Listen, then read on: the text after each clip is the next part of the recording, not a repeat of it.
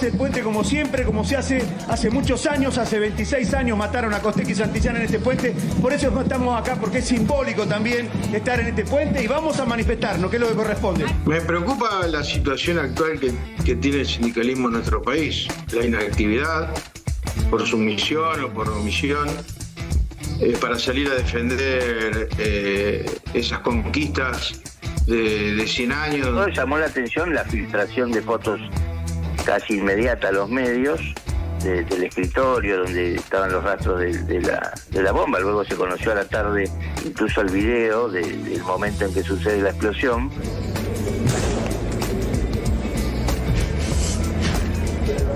Lo tiránico es, yo escuché el discurso y entiendo que no hizo referencia a Lula, sino... Una decisión que toma un tirano. Una decisión que pero toma un tirano. no se refirió a Lula. Mi visión es exactamente igual de contundente que la de Javier Milei. Nosotros acabaríamos de un plumazo con el Ministerio de Igualdad, que pensamos que es un chiringuito socialista que lo único que busca es enfrentar a mujeres con hombres. Che, los que me miran a mí que era Juntos por el Cambio claramente no son kirchneristas. Entonces, aunque venga un tema y yo piense que está mal, piensan algunos, prefiero que no me vean con los kirchneristas y entonces termino votando algo que está mal. Te veo muy cansado, amiguito. Descansá. Nosotros nos ocuparemos de apagar todo el fuego y cuidar tu planeta. Esta policía nos hizo mal en 6 meses.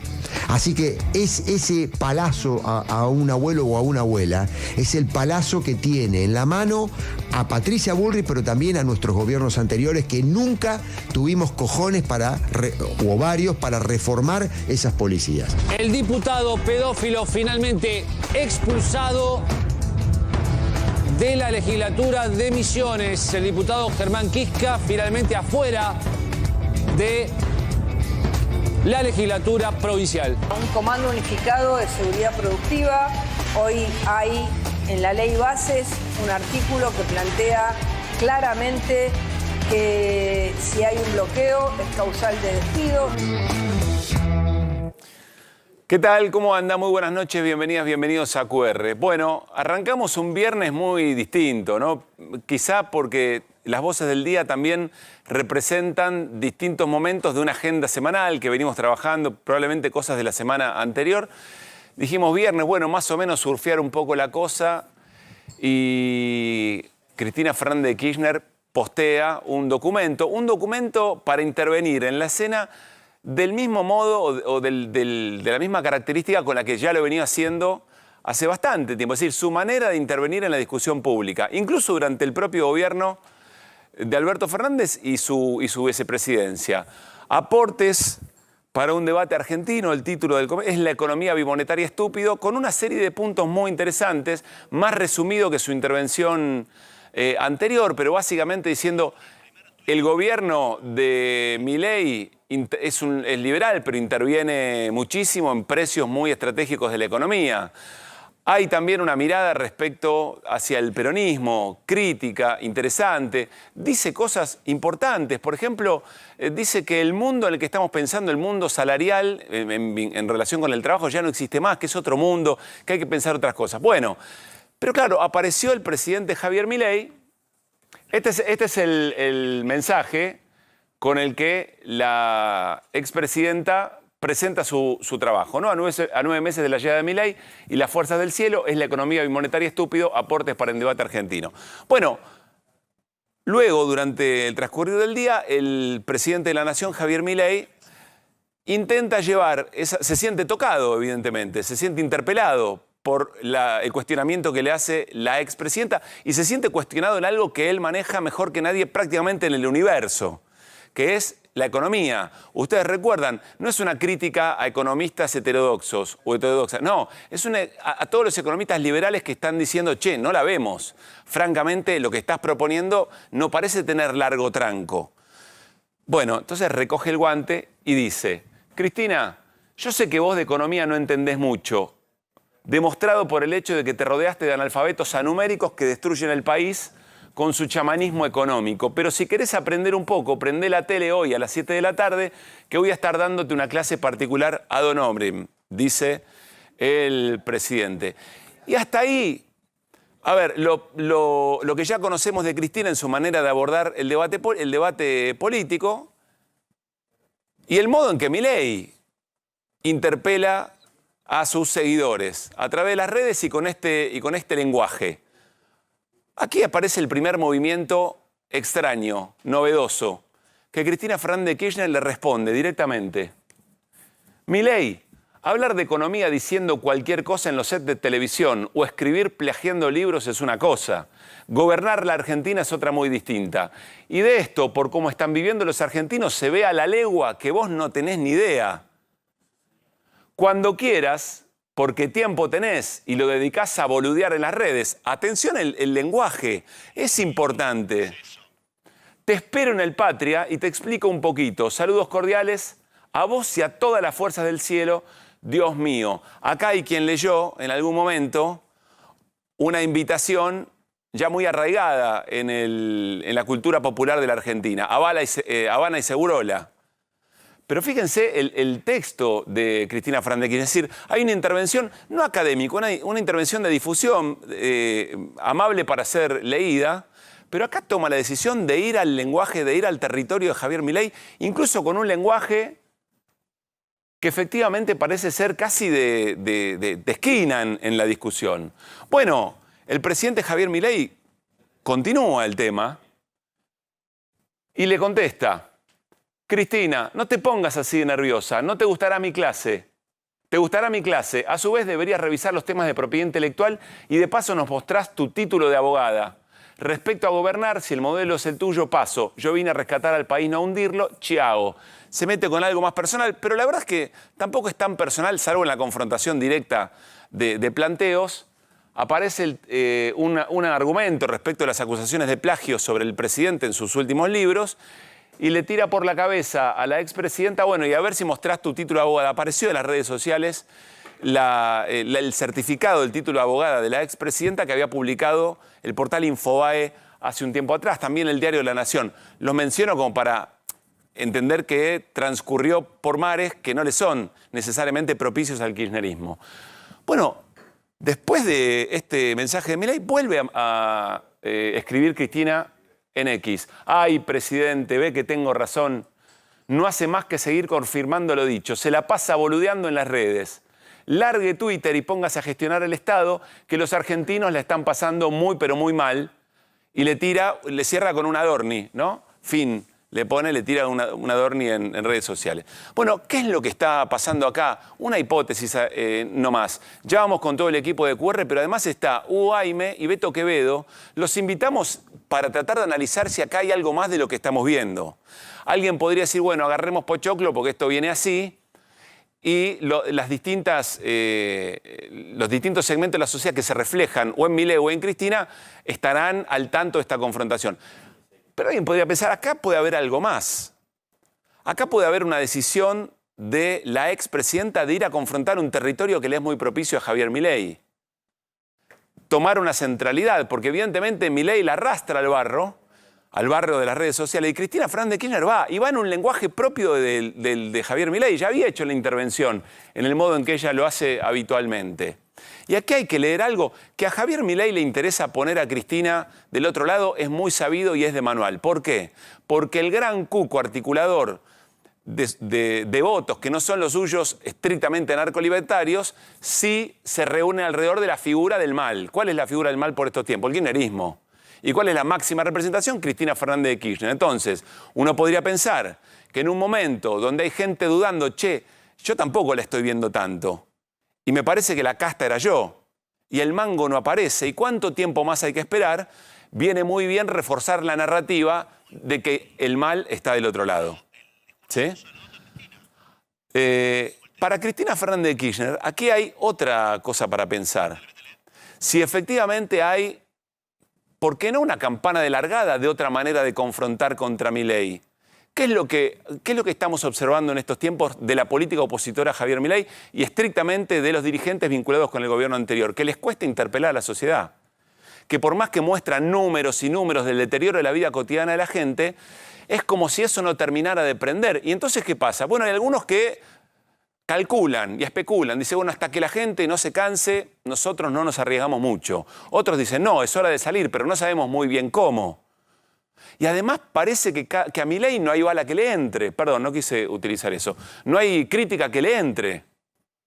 Porque de bala ya tenemos, y de ese tipo de agresiones tenemos un montón, incluso como para andar usándolo de manera figurada. Parece que no hay crítica que le ingrese a Javier Milei. Es como si tuviera anticuerpos para un montón de cosas que antes no hubieran ocurrido. Y el mensaje de Cristina Fernández de Kirchner puede ser leído por un sector de la dirigencia y de la militancia. Ven, hay que ir, hay que confrontar, sin temor. Y entonces quizá algún porcentaje que puede tener un enojo con la expresidenta porque no interviene en política de la manera que quisieran, por las elecciones de los candidatos, incluso por alguna performance durante el propio gobierno siendo vicepresidenta, pueden tener algún tipo de enojo, pero Cristina hace así y hay un sector de la militancia que está. ¿Se puede volver a confrontar, se puede volver a polarizar de la misma manera que otro tiempo? Es una pregunta, lo vamos a analizar ahora. Hoy Javier Milei en Mendoza habló, iba a hacer su presentación y la arrancó de esta manera, por supuesto. Hoy tenía un plan de presentación, pero como en Argentina pasan cosas,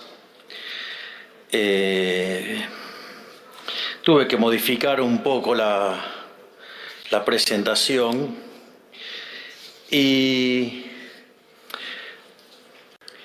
quiero arrancar la presentación con una frase de la expresidente de la Nación, Cristina Fernández de Kirchner, que dice: Argentina es ese extraño lugar en donde hasta lo obvio debe ser explicado.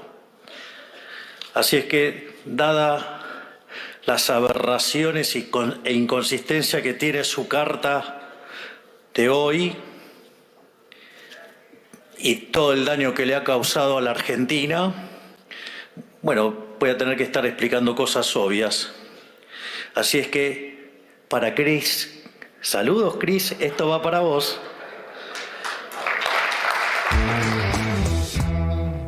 Bueno, el presidente evidentemente muy cómodo en la arena que logró construir para su disertación. Terminó hace un rato nada más. Después vamos a repasar algunos momentos, pero volvió recurrentemente sobre algunas imágenes y comparaciones o explicaciones respecto de por qué existe el dinero, cuál es el origen de la inflación, aquello de cuántos kilos de pan valen una charla de un economista, que repite insistentemente. Pero claramente abrió con esa expectativa. Una aclaración antes de saludar al equipo y a la mesa. Analistas, periodistas, estamos tentados a pensar todo el tiempo que todo el mundo hace algo por una cosa preplanificada. Y también puede pasar que no, que estemos tratando de encontrar cosas y de trazar racionalidades en respuestas más espontáneas que planificadas. Pero más allá de eso, aún si eso haya podido ser así, genera, evidentemente, reacciones en quien está leyendo esto. Una expresidenta que interviene de manera fuerte y en la propia arena del presidente, confrontando y animándose a decir: usted está diciendo una pavada, usted no sabe nada y esto va todo mal. Muy buenas noches, ¿qué haces, Martín? ¿Cómo te va? Hola, Fer Cerolini. ¿Cómo estamos? Buenas. Muy bien. Bueno, arrancamos la charla, está el Beto Quevedo, está Hugo Aime, gracias por haber venido. Medio de raje, porque vimos la escena y dijimos, che, esto lo tenemos que analizar y más allá de lo que pensemos, interesante tenerlos para poder polemizar un poco. ¿Quién quiere arrancar? ¿Qué vieron en esta escena? ¿Estamos sobremirando cosas que quizás no son tal? ¿Hugo? Ayer apareció Firmenich, no me gustó. Me parece que los fantasmas del pasado no le hacen bien a la sociedad. Entonces me parece que esta discusión entre Cristina y el presidente dejan a la gente afuera. Me parece que lo de Cristina es muy valioso desde el punto de vista analítico, pero es para la militancia del peronismo. Es para los dirigentes del peronismo. El texto que hoy presenta. El texto es muy bueno, yo lo leí, sí. Pero ella fue la vicepresidenta de Alberto. Entonces, me parece que llama una reflexión al peronismo, me parece profundo lo que ella dice, pero me parece que es para la dirigencia. Entonces le da pie a alguien que estaba retrocediendo muy fuertemente en la opinión pública a reconquistar su territorio. Ajá. Eso es lo que yo estoy viendo. Beto.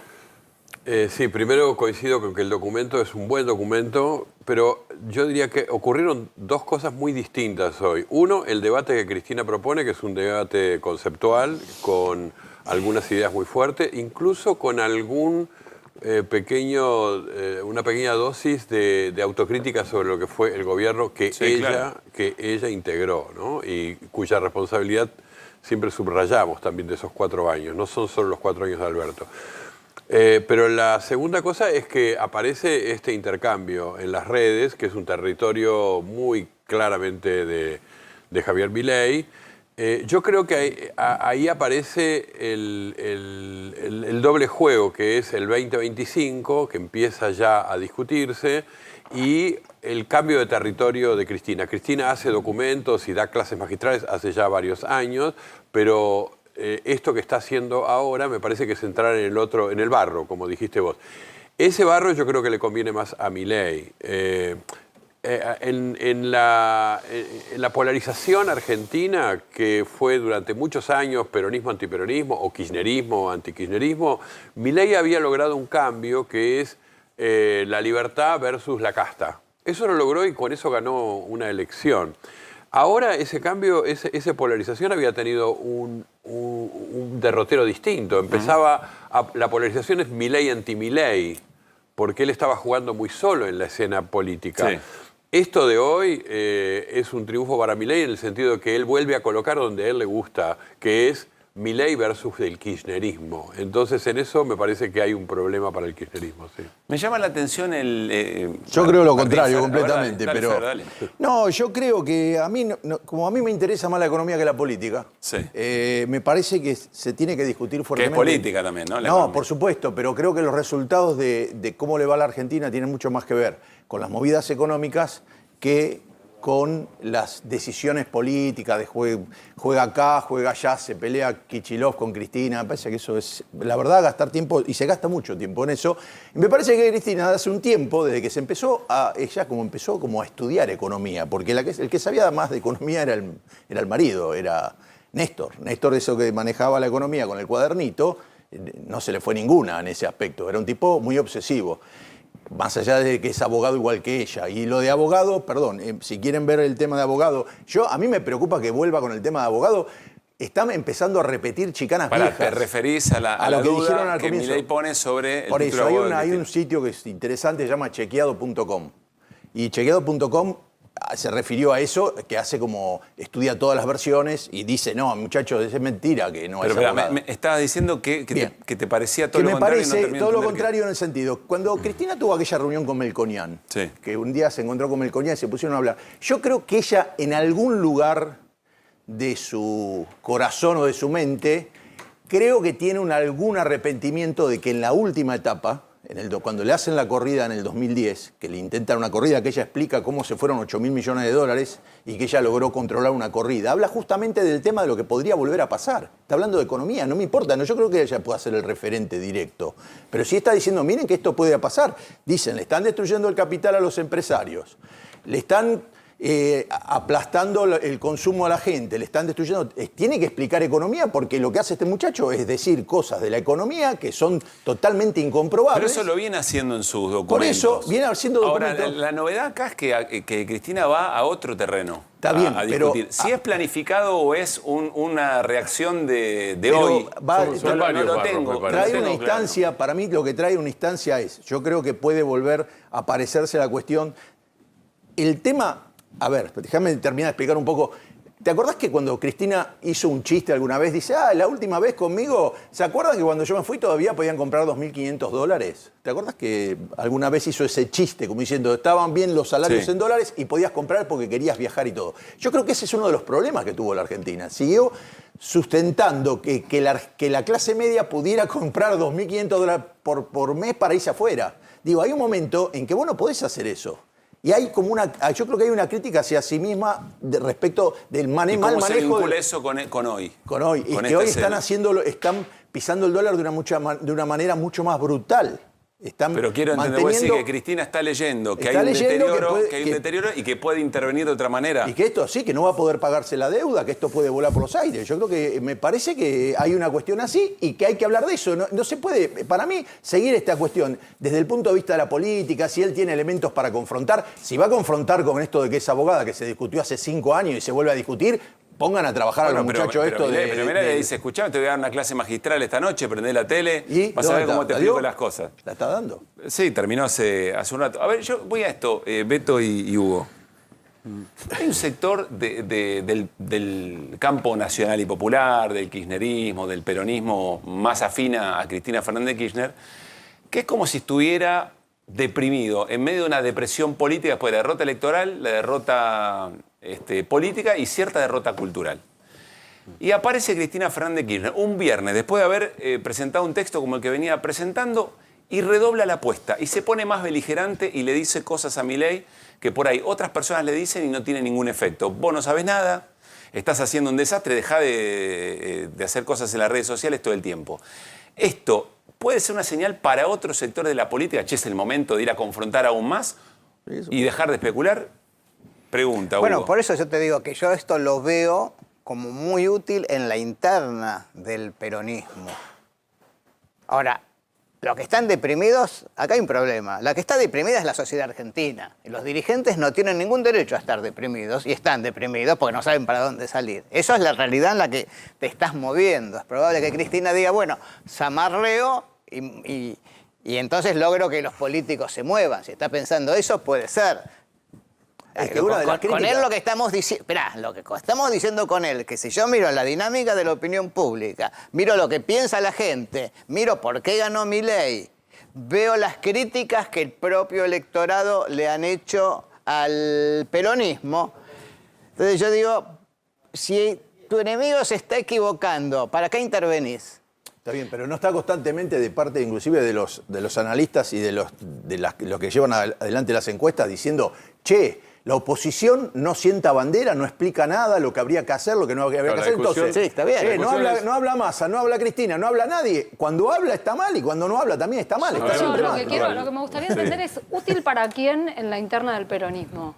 O sea, ¿es útil en la interna del peronismo? No, porque, digamos, como la dirigencia política en general, vos hoy hablás con cualquier dirigente del peronismo, no voy a poner nombres, pero senadores, diputados, gente que está más arriba, y no encontrás, digamos, cuál es la alternativa que plantean para la Argentina, porque están como tratando de entender por qué se perdió.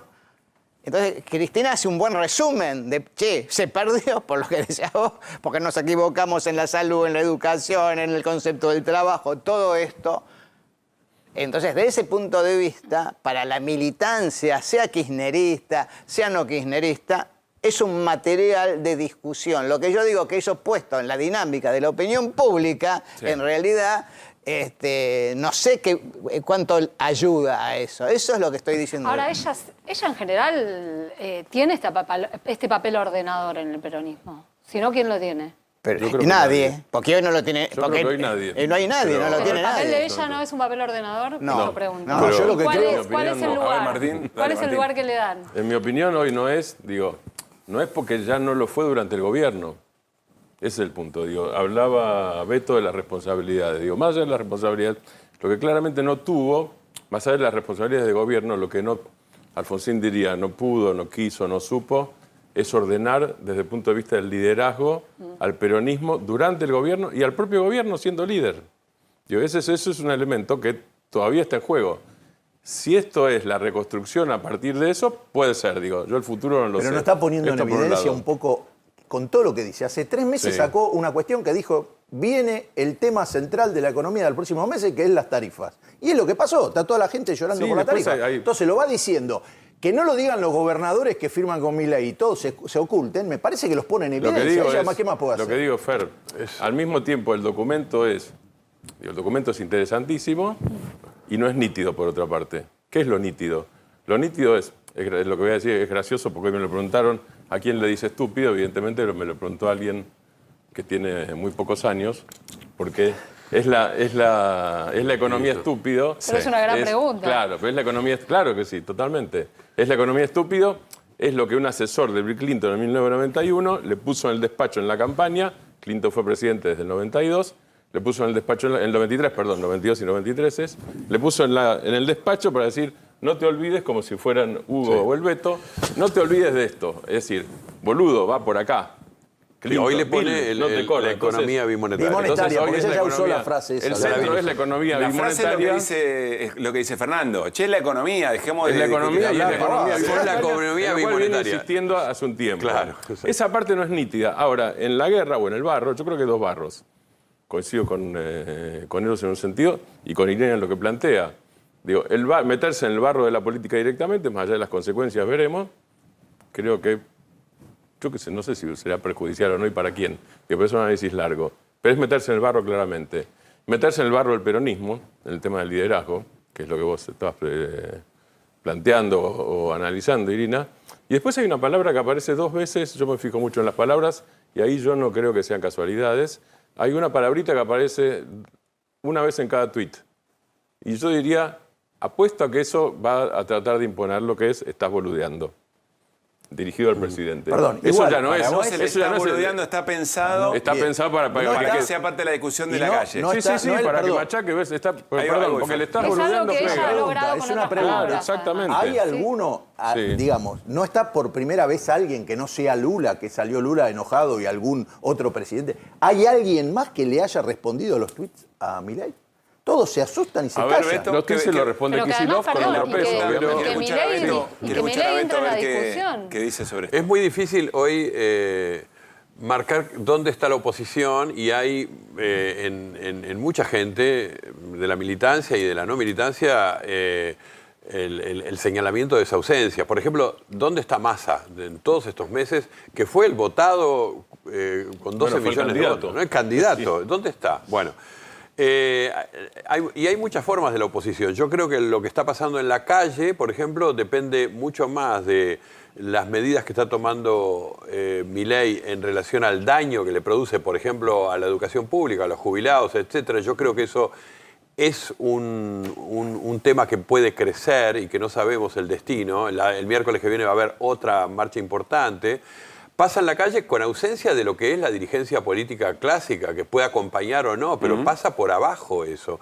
La pregunta es qué está pasando por arriba. Yo creo que el documento es, como dice Martín, es un muy buen documento, muy complejo, donde Cristina nos tiene acostumbrado a este lenguaje también, pero le toma el corazón del proyecto de Milei a partir de un diagnóstico general de la economía argentina. Eso es una inteligencia que no tiene cualquier dirigente en la República Argentina y además lo critica a Milei por su ausencia de liberalismo, cuando le marca los 4 precios claves de la economía y dice, 3 de ellos están manejados por intervenciones del Estado, deja uno solo que son los servicios y los bienes. O sea, de liberalismo no tenés nada, no está gestionando el Estado, se lo dice en los tuits también.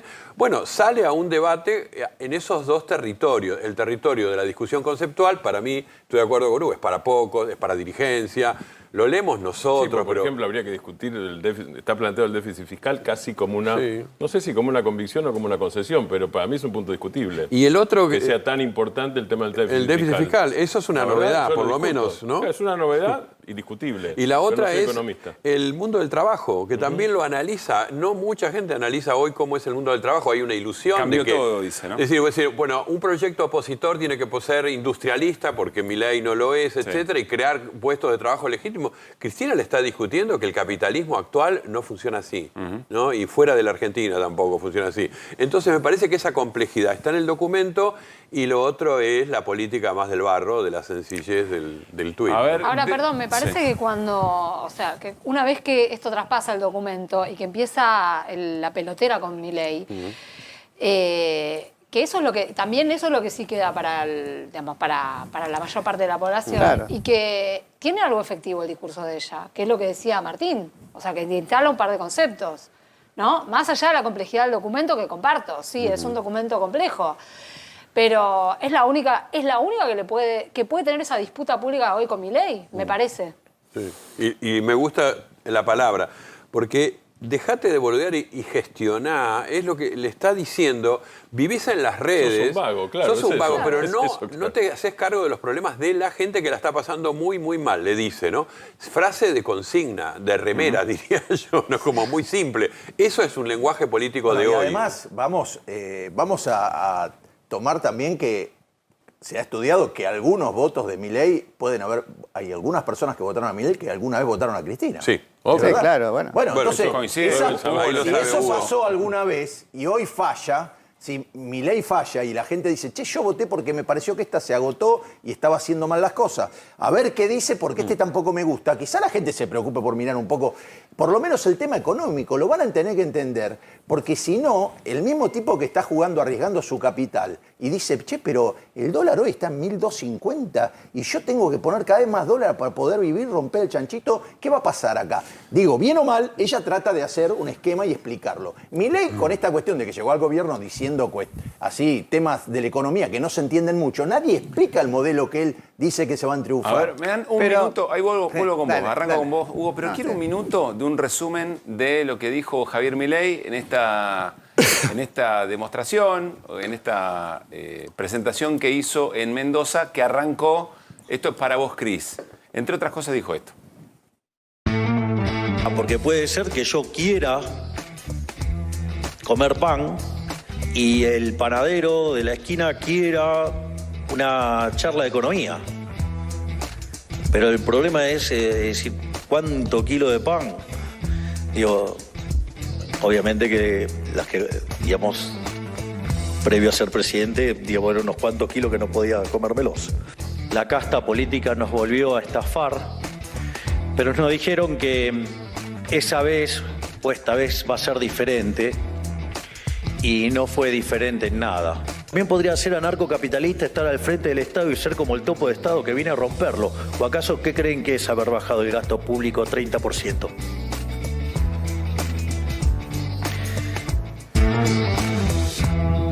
Bueno, Javier Milei en todo su repertorio. ¿A quién le habla Hugo Milei en estas tribunas?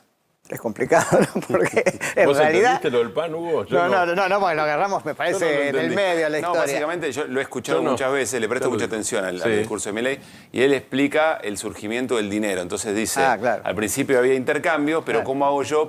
¿Cuántos kilos de pan equivalen? Que es lo que produce el panadero, a lo que yo produzco, que son charlas de economía. David Ricardo, Javier Milei, digamos. Sería el valor. Dice, bueno, entonces ahí aparece... Y a continuación valor de uso, valor de cambio, equivalente general. A continuación dice, no lo vi, pero podría apostar algo que después dice, bueno, y las charlas que voy a dar después, porque tengo que seguir trabajando después de ser presidente. ¿Pero a quién le habla?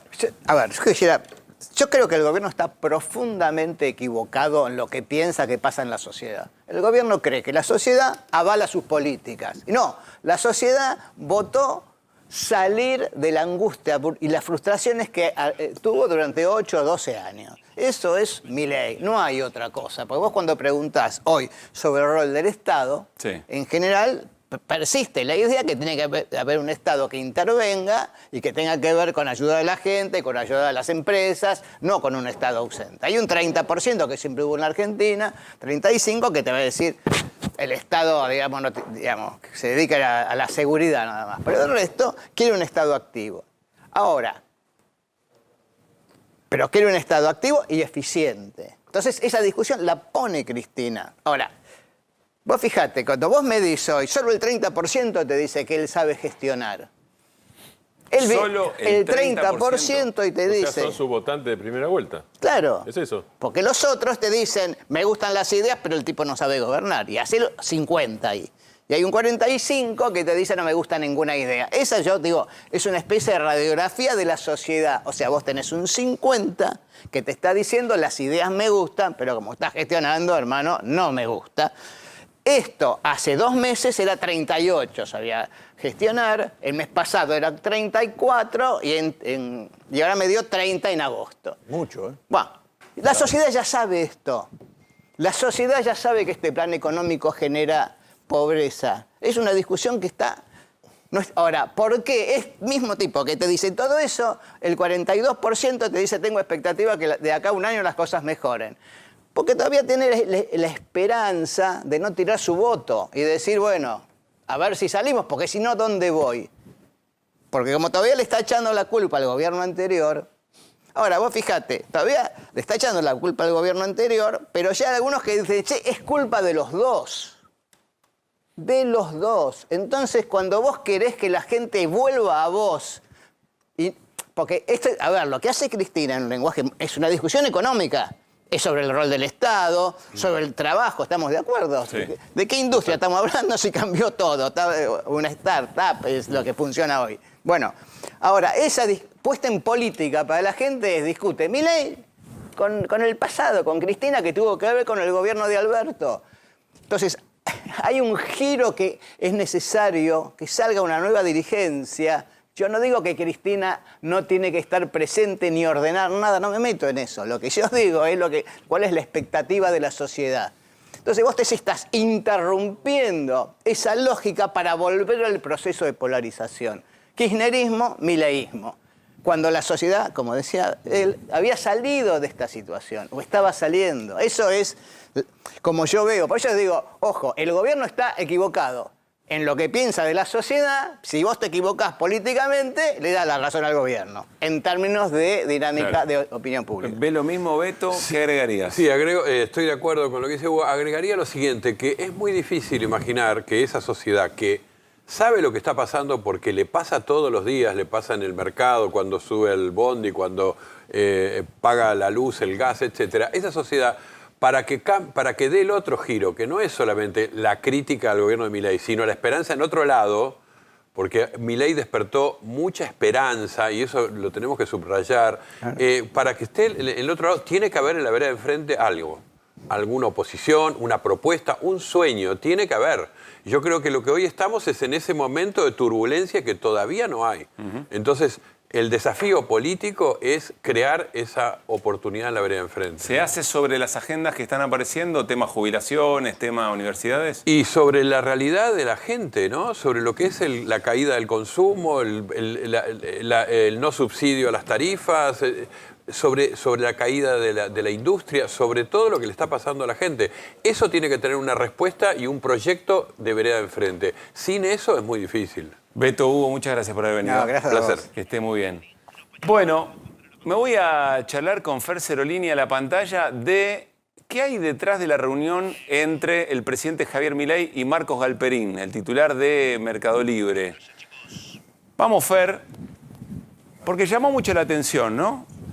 El apoyo incondicional mutuo, una sociedad entre una corporación, bueno, el propio Marcos Galperín, el hombre más rico de la Argentina, más de 9.000 millones de dólares tiene en su haber, y un presidente que viene a hacer planteos de actividades económicas muy vinculadas a esto, servicios, poco industrialismo, mucho servicio del estilo Mercado Libre. ¿Qué viste vos acá? ¿Qué te llamó la atención? No, a mí lo que me llamó la atención es que la cercanía que muestra Galperín con Milei, que es ir en persona y mostrarse con él y juntar a toda la gente que trabaja en Mercado Libre y anunciar inversiones y todo, lleva a este título. Javier Milei y Marcos Galperín, encuentro Mercado Libre y anuncio de inversión por 75 millones. La cifra no solo es menor a la que recibe en subsidios indirectos, digamos, cosas que no pagan, porque esta es, digamos, dentro de la industria es una industria nueva, es una industria del conocimiento, que fue fomentada por el gobierno de Cristina justamente y se le dieron elementos para crecer. Beneficios impositivos. Claro, que hoy ya, viste, es difícil de justificar que tenga, porque no, ya es un gigante mundial, digo, ¿por qué tenés que seguir apoyando algo que creció más que nadie y convirtió a ese hombre en el millonario más importante de la Argentina? Que se fue a vivir, se radicó en otro país bueno, para no pagar eso para los reyes. Bueno, ahora entonces uno dice, che, 75 millones, bueno, había puesto un poquito más y está en lo que le dan. Entonces, ahora, vayamos a esto de cómo hay gente. Del otro día hablábamos de la economía, que tiene que ver la economía real con la economía financiera.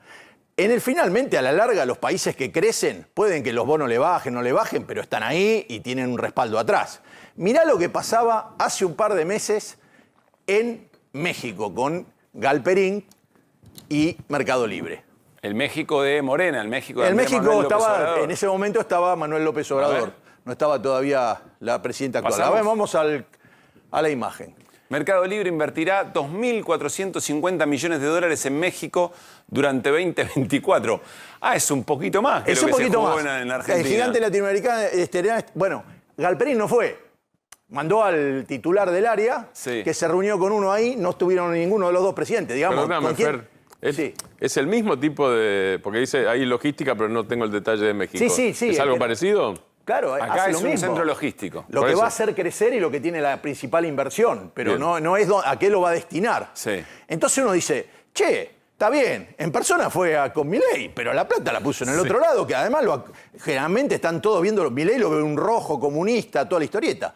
Pasemos un poquito. A Morena, a México, claro. Pasemos ahora, esto es gobierno, presidencia de la República, esto es Plan Brasil. Alto, gobierno de Brasil. En una reunión con Lula, Mercado Libre anuncia la creación de más de 6.500 puestos de trabajo y una inversión de 23.000 millones de reales. Bueno, en Brasil. Está reunido tampoco con Galperín, mandó al hombre de ahí. Lula sí fue, Galperín no fue. Ahora, pasémoslo a Infobae, que explica cuánta plata es esto. Sí. Pasemos a la Mercado Libre invertirá más de 4.400 millones de dólares en Brasil en el 2024. Esta es la plata. Incluso hasta lo de México queda corto. Queda chiquito. Bueno, ¿y qué hizo Cerolini? Cerolini, que le gusta hacer números que son bastante simplotes, es pasarlo a lo real. Vamos a, digo, ¿cuántos habitantes tiene cada país? Sí. Entonces vamos a ver cuánto inversiones de Mercado Libre por habitante según el país en 2024. Argentina, por la cantidad de habitantes que tenemos, le puso $1.62 a cada habitante. Sí. La inversión a futuro. En México puso $19,20 y en Brasil 20,4, porque uno tiene 125 millones, el otro tiene 215. Estos dos puso casi lo mismo, si usted mira, porque puede haber una diferencia en el momento del cambio. Entonces acá decidieron por cada mexicano invertir $20, cada brasileño $20, Argentina $1.60. A ver, más allá de la ya está, no hay más nada que hablar ni explicar. ¿Quién Entonces, es ese? ahora, Fer, la perdón. foto, ¿con quién se la sacó? Fer, Mirá, con Galperín, todo. ¿Quién es ese Cerolini? Porque estuvo ingenioso el tipo. que Estuvo hizo eso. ingenioso, bueno, Pero, claro. espera, a ver si te entiendo. Vos lo que decís es, puede haber una simpatía política, le encanta la desregulación. Sí, pero la va a hacer acá, la billulla la va a multiplicar acá. Pero de tonto no tiene un pelo, está viendo qué pasa con la economía real. Sí, fue con los dos rojos estos de México y de Brasil. ¿Dónde y funciona? ¿Dónde puede funcionar la inversión? Claro, ¿dónde puede ganar más plata? Claro, ahí. Gracias, ¿qué va a hacer? Cerolini. Está bien, clarito. También podía hacer este o te hago un dibujito. Bueno, en un rato llega, me voy a la mesa, en un rato llega Carlos Heller para charlar con nosotros, que algo tiene para decir de esto, porque Marcos Galperín, protagonista por la discusión con Modo, con el sistema institucional de bancos en la Argentina, había quedado pendiente de la charla anterior con Carlos, así que seguramente lo podemos retomar. Bueno, nos preocupó muchísimo una escena ayer, la explosión de un paquete, una encomienda que habían enviado a la sociedad rural argentina. Compartimos el video, las imágenes son elocuentes, mucha preocupación, se continuó con la investigación. Nicolás Pino, el presidente de la sociedad rural, en una conferencia de prensa, también se mostró muy preocupado, muy afectado por esta situación. Estamos compartiendo nuevamente la escena. ¿Qué es lo que está pasando en la causa, Irina? Mira, lo que está pasando en la causa es que se está investigando esta situación como lo que se llama intimidación pública. Aclaro esto porque ha habido numerosos mensajes en redes sociales y otros en algunas entrevistas de parte de gente del gobierno o de sus voceros trolls del estilo del Gordo Dan, que dicen que esto fue un intento de asesinato o un intento de homicidio e incluso trataron de asociarlo con, bueno, con hechos de grupos guerrilleros, digamos, ¿no? O terroristas. Y lo que se está investigando es una intimidación, se está investigando un daño y se está investigando una posible lesión a partir del humo que emana de ese artefacto explosivo. Esta causa la tiene el juez Daniel Rafecas, es un artefacto explosivo de baja intensidad, el que se encontró, se está peritando, pero lo que se sabe hasta ahora, por el hecho producido, y si bien es muy impactante en la imagen, obviamente, por el humo y por el fuego, no es un artefacto que tuviera una enorme capacidad de daño. Sí, igual te la regalo, estar no, ahí, por supuesto. La sensación es que la secretaria, creo que es la secretaria es Nicolás la secretaria de Nicolás Pino, el paquete estaba dirigido a Nicolás Pino, pero yo hago todas estas aclaraciones En la escena, agrego esto, Nicolás Pino estaba por abrir el paquete, se lo da a su secretaria y le dice, voy a buscar un cuchillo porque no lo vas a poder abrir así nomás, y se retira de la escena, pero segundos antes, no entra en la imagen. Pero de mucha casualidad, primero a la persona que lo abre, que no le haya pasado a mayores. Tengo una pregunta para la doctora Hauser. A ver. me ponen ese falso título. Sí, yo sé que joda, aclaramos, porque después alguien va a decir, usurpa títulos y honores. No, no, es joda mía. A ver si la puedo contestar. Sí, seguro. Intimidación pública. Sí. ¿Es que yo sienta miedo? Claro. Y no solo Pino, que ya sería grave, digo. Claro, es eso. exactamente. Es tratar de generar una situación de temor generalizado, ¿no? Es lo que, bueno, lo que se aplica en un caso de estas características y lo que a veces se intenta adjudicar, esto es una gran paradoja, ¿no? Es lo que se le intenta adjudicar en algunas ocasiones a manifestantes. Claro. Pero también es lo que se le intenta adjudicar, se le ha adjudicado a organizaciones que han ejercido acciones muy violentas en la calle. Por ahí durante el gobierno de Alberto Fernández, ¿no? Sí, es eso, es buscar generar un temor general, ¿no? La ministra de Seguridad, Patricia Bullrich, dijo que esto que estaban investigando todavía, pero que podrían estar involucradas distintas organizaciones veganas o anarquistas. Eso es una deducción de Patricia Bullrich o algo que corre por cuenta de ella, porque yo pregunté especialmente. En la causa no hay nada. En la causa obviamente están investigando el origen de la amenaza, están investigando quién la llevó, todo se está investigando. A ver qué es lo que dice el Pero comunicado eso es del lo que Ministerio de Seguridad. Dice ante ella. el intento de asesinato contra... ¿Intento de asesinato? Ah, bueno. Bueno, por eso yo hice la salvedad. No se está investigando un intento de homicidio. Bien. ¿Sí? Contra el presidente de la Sociedad Rural Argentina, Nicolás Pino, en el que fueron heridos como consecuencia de 2 cartas bomba, su secretaria y otras 3 personas. Pusimos a disposición del juez la causa, el envío de la unidad de investigación antiterrorista de la Policía Federal Argentina para colaborar en la investigación, etcétera, etcétera. Es decir, el Ministerio de Seguridad dice que acaba un intento de asesinato, no se está investigando eso. No es lo que se está investigando. Está perfecto que ellos pongan a disposición todo el personal, todas las herramientas que hay para investigar esto. Lo que yo creo que es muy finito el límite entre el uso de este hecho, para lo que dice Martín, y para tratar de asociarlo con otro tipo de circunstancias, y para además, ¿sabes qué? Para justificar toda la plata que están poniendo en la CIDE, por ejemplo, el día de mañana, ¿no? Sí, lo que creo que sí que esto no sea grave, ¿no? Yo no estoy restando importancia. Yo creo que el gobierno analiza esto. Es más, yo les recomendaría, analizando que estudien bien todo el tema del correo, que estudien los teléfonos que haya que estudiar. Todo lo que no hacen con Cristina lo tienen que hacer acá, porque si no, no se va nunca a saber nada.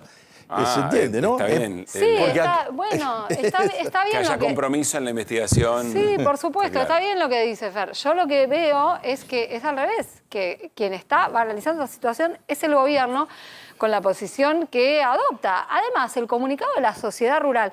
Si vos mirás ayer también las noticias reproducidas por algunos medios de comunicación diciendo que había heridos en esta circunstancia, que no había heridos. O sea, fue una situación impactante, fue una situación que infundió miedo, todo lo que quieras. Mandaron al Hospital Fernández a 4 personas, incluido Pino, para que estén en observación. No, ¿y sabés por qué los mandaron también? ¿Por qué los internaron? Porque tenían miedo que tipo como en Estados Unidos se metió Anthrax, lo dejaron algo tóxico internados para ver si no había algo contagioso o tóxico. ¿Se acuerdan? Acá también llegó claro, eso. Acá también llegó. En el Malbrán se por analizaba no sé por eso lo hicieron acá. Y ahí estuvieron bien. Dijeron, bueno, vamos a mandarlo acá a ver que queden aislados. Opinó el Gordo Dan, usuario de la red social X. Un poco más que un usuario, te diría. Sí, poco más que un usuario, tenés razón.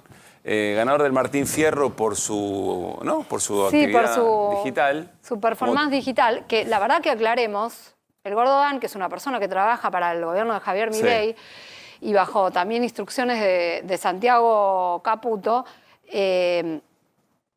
hace tweets o como se llamen los posteos en la red social X de un tono bastante violento. Ahora vamos a compartir el mensaje. Y finalmente nos tocó vivir en persona a nosotros todo lo que nos contaban nuestros abuelos, muchachos. La izquierda perdió las elecciones, empezó a poner bombas otra vez, le explotó la bomba en la cara a la secretaria del presidente de la Sociedad Rural. Bueno, esto calmando los ánimos, digamos, ¿no? Que con suma intencionalidad, tratando de... Falta que ¿no? lo digamos esto, no existe. falta que lo arrobe Patricia Bullrich. Bueno, pero es un poco es la continuidad de lo... ¿Cómo termina el mensaje? Es el mismo, perdón, es el mismo relato. Es igual. Bueno. Es el mismo relato con distintos términos, con algunos agregados y sí, tratando de eso, en lugar de llamar a la calma, tratando de colaborar. Pero además, instalando una narrativa en marco de la discusión en este contexto de discusión política muy peligroso. En fin, vamos a charlar ahora algo parecido a todo esto con Carlos Heller, insisto, que se suma una semana muy importante que se viene para el Congreso. Viene siendo gran protagonista el Congreso Nacional de las cosas que afectan a la gente. El tema, por supuesto, fondos universitarios, también todo lo que tiene que ver con las jubilaciones y también está la discusión por los fondos reservados para la CIDE. ¿Cómo anda, Carlos? ¿Qué dice? Muy buenas noches. ¿Qué tal? Buenas noches. Gracias por estar aquí. Gracias a ustedes. Antes de meternos en algunas cosas que han pasado esta semana y que nos gustaría conocer tu mirada, ¿leíste el texto de Cristina de hoy, el intercambio con el presidente Javier Milei? ¿Qué rescatás después de un par de horas de esta situación como análisis? Bueno, creo que está bien que Cristina haya salido como salió. Me parece que es una buena cosa. En general, estoy de acuerdo con lo que dice en el documento. Yo escribí para las notas de fin de semana algún comentario, así que tengo que ser coherente con lo que escribí. A mi gusto, le falta algo referido a dos temas: concentración económica y puja distributiva.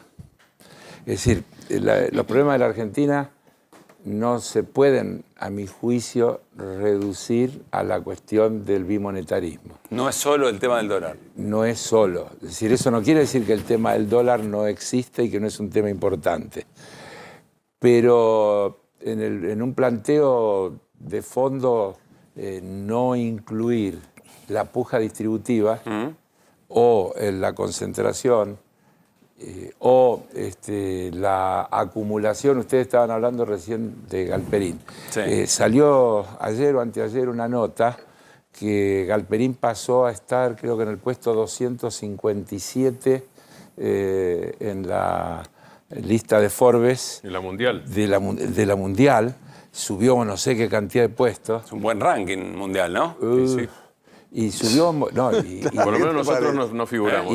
Pero lo importante es la cantidad de puestos que subió y los varios miles de millones de dólares que creció su patrimonio en relación a la vez anterior. Es decir... ¿Cómo la multiplicó, digamos? Claro. Siempre el tema de fondo, y en eso creo que tendríamos que estar de acuerdo, es... Hay una torta. ¿En cuántas porciones se reparte la torta? Y entonces vos tenés dos cosas. Hay que hacer crecer la torta. Porque si la torta se achica, las porciones son más chicas. Claro. Pero si crece la torta y no crecen las porciones, o solo crecen algunas porciones, el problema sigue sin resolverse. Vos podés tener una economía que crezca, vos podés tener una economía que crezca, un producto bruto que crezca, y eso no quiere decir que vas a resolver los problemas de la indigencia y de la pobreza. Supongo yo, que el índice de Gini que mejor tuvo la Argentina fue con ella y que ella... Es que yo no estoy discutiendo eso. No, pero digo, ya lo ha hecho. Lo que me parece que está yendo a una cuestión de que hoy estás más cerca, digamos, que ante una posible problema de deuda y de default, me parece que lamentablemente estos temas quedan en un poco más atrás. Eso es lo que digo, que no sé si puede discutir todos en un mismo documento, pero no creo que no opine como usted en esos temas. Yo tampoco. No, yo tampoco no creo que no opine como yo. Lo que estoy diciendo entonces, porque yo contesto a la inquietud que me plantea Pablo, dice, ¿qué me pareció el documento? No me preguntó qué me parece Cristina, me pareció que... está bien. La pregunta fue de hecho, en el documento aparece muy críticamente la realidad de trabajadores con salario... lógico. Trabajadores pobres, con empleo pobre, registrados y pobres. Yo hago una mención, digo, yo estoy de acuerdo en el grueso del documento, y digo, a mi gusto le faltaría una mención a la puja distributiva y a la concentración de la riqueza. ¿Qué ves en el vínculo, ya que mencionaste a Galperín, qué ves en el vínculo de Galperín y Milei? Y de paso, recuerdo, además de diputado nacional, Carlos Heller, presidente del Banco Credit Corp. Te pregunto de paso por la disputa entre Mercado Pago y Modo. Lo de Galperín con Milei creo que no es novedad. Es una relación que viene de lejos y que en definitiva coincide con todas las definiciones que el presidente Es coherente, es un vínculo coherente. Claro. El presidente volvió a decir el otro día en la Unión Industrial Argentina esta frase fenomenal, tenemos que achicar el Estado para agrandarle el bolsillo a ustedes. Sí. Es decir, vos fijate que la dictadura había puesto la frase que era achicar el Estado para agrandar la nación. Y Milei dice achicar el Estado para agrandarles el bolsillo a ustedes. Si no habla de inversión siquiera. Para agrandar, es decir, achicar lo que el Estado gasta para aumentar lo que ustedes ganan. Sí. Digamos, así que es bastante sencillo de entender. Respecto al tema modo bancos. ¿Qué es lo que hay de fondo? ¿Cuál es la pelea de fondo ahí, no? Mercado Pago desarrolla un sistema altamente exitoso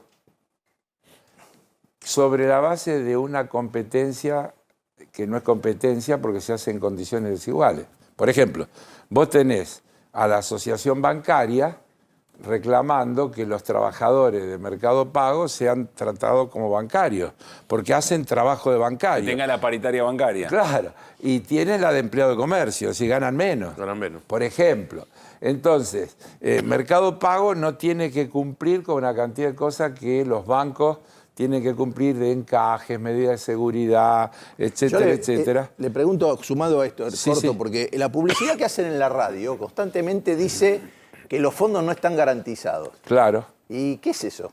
Y porque no hay digo, explíquele, porque yo creo tener una idea, pero ¿qué le pasaría a la gente? ¿Qué quiere decir? ¿Que te puede pasar qué con la plata? Lo tienen que decir porque hay una ley. Los fondos que están en el sistema financiero tienen lo que se llama la garantía de los depósitos. Es decir, también está muy bien la acotación, porque ese es otro costo que tiene el sistema financiero, que todos los meses vos tenés en tu estructura de costos un tanto que va al fondo para la garantía, el fondo de garantía del sistema. Ese fondo está invertido, etcétera, etcétera, para el eventual caso de que un banco cae, el fondo respalda para que los depositantes no pierdan. Los que tienen depósitos que no se llaman depósitos, creo ni siquiera en Mercado Pago, no tienen ese beneficio. Es decir, si Mercado Pago, y eso te lo están diciendo porque es obligatorio que te lo aclaren, mire, esto no está garantizado. Pero insisto, es un tema de competencia, digamos, no competitiva, porque hay condiciones desiguales. A mí me parecería fenomenal que Mercado Pago se convierta en banco, cumpla con todas las reglas que tiene que tener un banco y compita de igual a igual. Lo que pasa es que estamos en un sistema donde hoy lo escuchamos de vuelta al presidente, que él quiere destruir totalmente las regulaciones, el Estado. Eso, perdóname, Carlos, eso debería regularlo el Banco Central, la Comisión de Defensa de la Competencia. ¿Por qué lado debería pasar esto? La ley de entidades financieras es clarísima y dice que solo pueden intermediar en la actividad financiera las entidades constituidas como tales y registradas en el Banco Central. Es decir, ya hay una anomalía de movida. Claro, porque no se inició así, la empresa no se inició así. No puede intermediar. En realidad, toda la actividad de intermediación financiera está a mi juicio, violando los conceptos que la ley de entidad financiera establece. Entonces, esto se arregla facilísimo, vuelvo a repetir. Tendrían que legislarlo. Pero Mercado Pago se convierte en un banco, cumple con la normativa bancaria, convierte a su personal en empleados bancarios tiene que poner sedes. Y compite. No, podría ser un banco virtual como hay. Hoy hay bancos virtuales. Claro, no, claro. Ni eso. Ni tiene que abrir cada sucursal. Y compite de igual a igual con las entidades financieras. La otra cuestión que hace Galperino o Mercado Pago de que los bancos actúan de manera monopólica y demás, no es cierto. Que se cartelizan y toman... Sí. No es cierto, porque simplemente si entras en modo, vas a ver las distintas ofertas que tienen los bancos compitiendo entre sí. Este banco te ofrece descuento en tal lado tal día, el otro te ofrece otra cosa. Es decir, modo es una respuesta que el sistema financiero dio para neutralizar la diferencia que había establecido Mercado Pago utilizando un sistema financiero sin cumplir con las reglas del sistema financiero. Carlos, quiero detenerme en el Congreso, semanas muy importantes. Quiero que escuchemos con atención lo que dijo Javier Milei respecto de las leyes que más votos tienen y el daño que eso le hace a la sociedad. Lo compartimos. Es curioso, por no decir indignante, porque resulta que los mismos que en la televisión se pelean como si fueran perros y gatos, en el Congreso terminan siempre votando juntos cuando se trata de joder a la sociedad. Y vaya que ustedes lo ven en el Parlamento Europeo. Es una regla tácita de la política argentina de los últimos años. Cuando más voto tiene un proyecto en el Congreso, peor es para la sociedad. Nuestra traducción, cuando lo escuchamos el otro día, es Javier Milei tratando de construir en el Congreso un obstáculo a su proyecto de país, de tal manera poder justificar el veto o eventualmente la descalificación. Pero esa fue nuestra interpretación y que nos preocupó en su momento. Carlos, ¿qué ves vos estando adentro? Yo lo vengo diciendo desde el inicio de esta gestión. Es decir, la gestualidad original de Milei, yéndose a la calle a hacer su discurso en la vereda de espalda al Congreso, es no quiero Congreso. Y esto es una cosa de enorme trascendencia que merece que lo pensemos y lo reflexionemos un momento. Yo vengo insistiendo, el Parlamento es el ámbito que hace diferente a una sociedad democrática de una sociedad que no es democrática.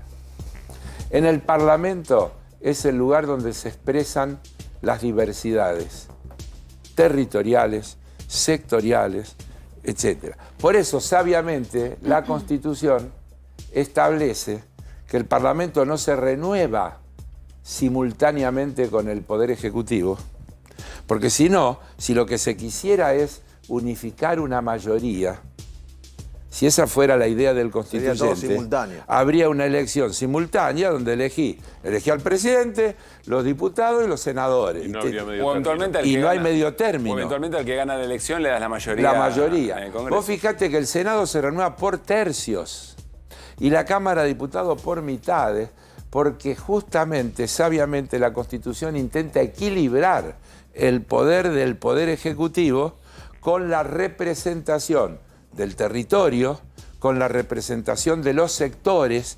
Todo eso es el Parlamento. Por eso la negativa a reconocer el rol del Parlamento es esencialmente antidemocrática, como primera cuestión. Segundo, el Parlamento, como su nombre lo indica, es el lugar donde se discute, se negocia y donde se acuerda justamente cuando no hay mayorías.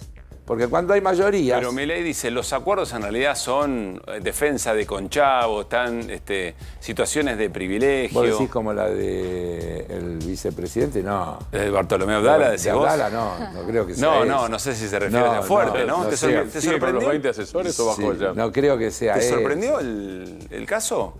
Y mirá, yo no sé cómo funciona el Senado. Yo sé que en la Cámara de Diputados hay unas restricciones enormes con el tema de los asesores. Se ve que de muchacho no. Parece que para ¿Es la algunos cantidad funciona. o es que haya dicho que en realidad los tiene trabajando para su gobernación? Bueno, eso le va a costar muchísimo, es gravísimo eso, porque si el tipo hubiera dicho, yo soy vicepresidente provisional del Senado, tengo un montón de trabajo, necesito muchos asesores, se podrá discutir. Si dice, tengo 20, de los cuales 13 están en San Luis trabajando porque quiero ser gobernador de la provincia, está diciendo que el Estado le está pagando la campaña. No, claro. no hay otra traducción, está diciendo que el Estado le está pagando la campaña. O sea, si fuera de la oposición, si fuera al revés, le dirían, ver, con la nuestra están armando la campaña. Bien. Dicho eso, insisto, en el Parlamento es el lugar donde se construyen acuerdos que significan que nadie sale con la suya y que se logra cosas que dejan razonablemente satisfechas a las partes en la construcción de mayorías. Si vos tenés mayoría, no necesitas acuerdo. Si vos tenés un bloque, si nosotros tuviéramos 129 pero cuando eso diputados pasaba, se decía propios, que era una escribanía, ¿te acordás? Cuando había mayoría, claro, en aquel momento el oficialismo. Claro, si vos tenés 129 propios, no necesitas acordar. Cuando vos tenés un parlamento como el actual, donde el bloque más grande es el nuestro, que no somos el oficialismo, y tenemos 99, no hay posibilidad de sancionar ninguna ley que no sea producto de una negociación, de la búsqueda de un acuerdo. Y eso es virtuoso, a mí me parece bárbaro. Creo que eso fortalece los contenidos porque hace que las partes se tengan que escuchar. Lo que pasa, perdóname, Carlos, Milei seguramente no hable de las leyes negociadas con el oficialismo, sino de las leyes negociadas entre las distintas vertientes de oposición, más dura o menos dura, ¿no? Financiamiento universitario. Sí, no, esperá, lógico. Es que me parece que se guarda un margen para desconocer las leyes que no le agradan. Claro. Vamos a decirlo con todas las letras. Si hablamos del juego de las instituciones, el veto también está en la Constitución. Es un derecho que tiene el Poder Ejecutivo. Dentro de ese equilibrio de poderes, te dice, bueno, para imponerte sobre el Ejecutivo necesitas 2/3. Claro. No podés imponerte con una mayoría simple. Es decir, hay todo un juego de las instituciones y que está bien que sea así. Porque si no, estaríamos en una cuestión donde el Parlamento se convierte en un obstáculo que no deja gobernar. Entonces, acá tenés, el Parlamento te sanciona una ley que el Ejecutivo no quiere, el Ejecutivo puede aceptarla o vetarla. Y si el Parlamento quiere insistir, tiene que construir una mayoría especial. Eso es lo que está negando. Necesita 2/3 de los presentes. Claro. Necesita 2/3 de los presentes. Ahora, después todos estamos sabiendo que hay una enorme presión sobre los gobernadores o lo demás para que a su vez presionen sobre los diputados y las diputadas de sus respectivos distritos para que no voten, incluso como ya votaron, lo cual los pondría en una situación muy grave, porque yo digo, un legislador que votó a favor de la reforma previsional que aprobamos o del presupuesto universitario, que ya anunció Milei que va a vetar también, y que luego en la revisión cambie el voto, va a tener un problema muy grave de conciencia, supongo, en primer lugar, pero con sus votantes en segundo lugar, porque le va a tener que explicar por qué cambió el voto. Hay un tema ahí bastante bravo, ¿no? Lo último, Carlos, ¿hay sesión esta semana? Está convocado para el miércoles una sesión que convocan el bloque radical, el bloque de la coalición cívica y Encuentro Federal. La convocatoria llegó ayer, tiene la firma de todos los referentes lo firman 29 diputados y diputadas que pertenecen a esos 3 espacios. Así que supongo que, por empezar, con esos bloques y... O sea, no solamente hay sesión, sino que están los 2/3. No, yo no dije eso. Que hay sesión. No. Hay sesión. Bien. Los 2/3 son una cosa que hay que construir. A los si la totalidad del bloque radical, la totalidad de la coalición cívica y la totalidad del Encuentro Federal mantienen el voto y a eso se le suman los 99 votos de Unión por la Patria y los 5 del Frente de Izquierda, deberían estar. Gracias, Carlos, por haber venido. Gracias a ustedes. Llegó el momento de ahorrar en combustible. ¿Sabías que si te pasás a GNC ahorrás miles de pesos por mes? Pensá en gas argentino, pensá en economía y medio ambiente, pasate a GNC. Al regresar tenemos mucho para compartir todavía. Vamos a repasar nuestras portadas. Vamos también a escuchar las voces de la semana y atención, porque tenemos un reportaje muy interesante a John Alpert. Es un documentalista estadounidense, está en la Argentina presentando su trabajo en el Festival de Cine de la provincia de Buenos Aires. Es el autor del documental Cuba y el Cameraman, que quizá lo hayan visto. Un hombre que entiende que hay que registrar procesos, que el periodismo se ejerce a través del documentalismo y que genera muchas opiniones respecto a lo que está pasando en la Argentina con Javier Milei. Todo eso después de la tanda.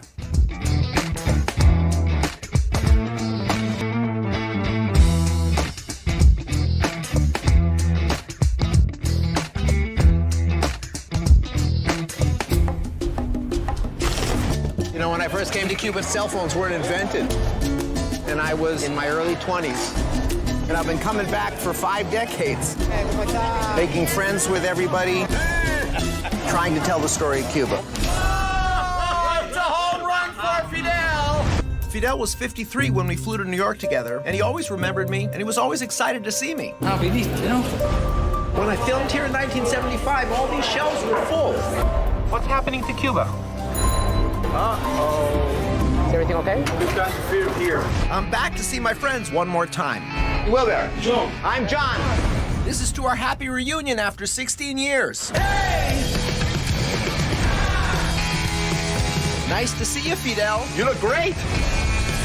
How you doing? Bien. Whoa, still strong. I came here young, idealistic, and I grew to love Cuba. Last time we had a contest. Let's see who's strong enough. Bien, ese es el trabajo, uno de los trabajos más reconocidos de John Alpert, documentalista estadounidense. Está en la Argentina, en este momento está presentando sus trabajos en el Festival de Cine que se hace en la provincia de Buenos Aires hasta el domingo. Y es muy interesante, pudimos conversar con él, y es muy interesante pensarlo en los términos en los que hoy discutimos la política y nos enteramos de las cosas que pasan en el mundo, en nuestro cotidiano. ¿Por qué? Porque no solamente, como en este documental, trabaja el formato o el género documental, sino que trabaja en mucho periodo de tiempo. En este documental fue desde mediados de la década del 60 a Cuba durante 7 años, incluso hasta el fallecimiento de Fidel Castro, y fue mostrando lo que iba pasando en ese tiempo, porque entiende que el tiempo también es parte de la construcción de la verdad. Es decir, alguien puede llegar a ver una cosa en un momento y se retira y por ahí ve una parte. ¿Por qué hago tanto hincapié? Bueno, porque venimos insistiendo en QR que en tiempos de redes sociales, de plataformas, de X y demás, a veces da la sensación que el modo en que discutimos lo que nos pasa es muy efímero y se pierden cosas. Vamos a compartir la primera parte de una charla muy interesante con John Alpert, documentalista estadounidense que está en la Argentina. Bienvenido, John. Thank you. Y gracias por este rato, por este tiempo. Encantado. Nice to be here in Argentina.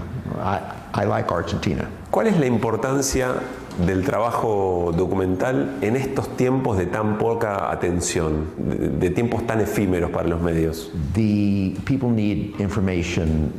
They need the truth. And that's our job. And it's a very, very important job.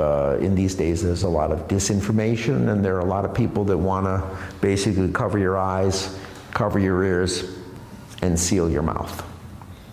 And our job is to open the eyes, help with information, and then let everybody talk in a constructive way. That's what we do. And if we want to build a society that we're proud of, if we want to build a society in which we are free, a society in which we prosper, we need the truth. You know, there's an expression in the United States that truth shall set you free.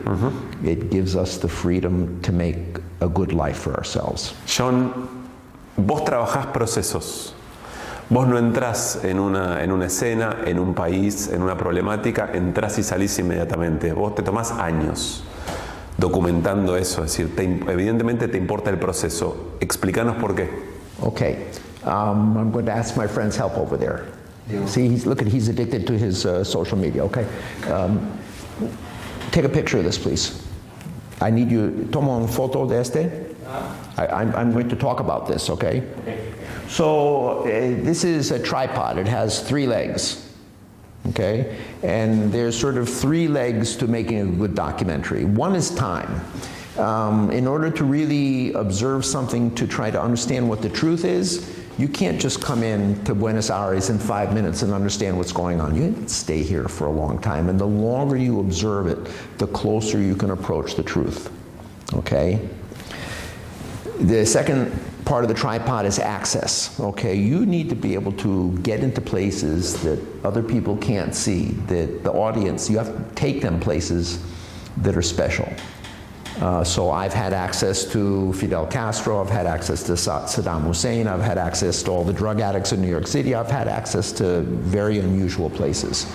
Time, access, but it's hard to do those things, okay? To spend 34 years following 3 criminals, which is one of our programs that we're showing here at the festival.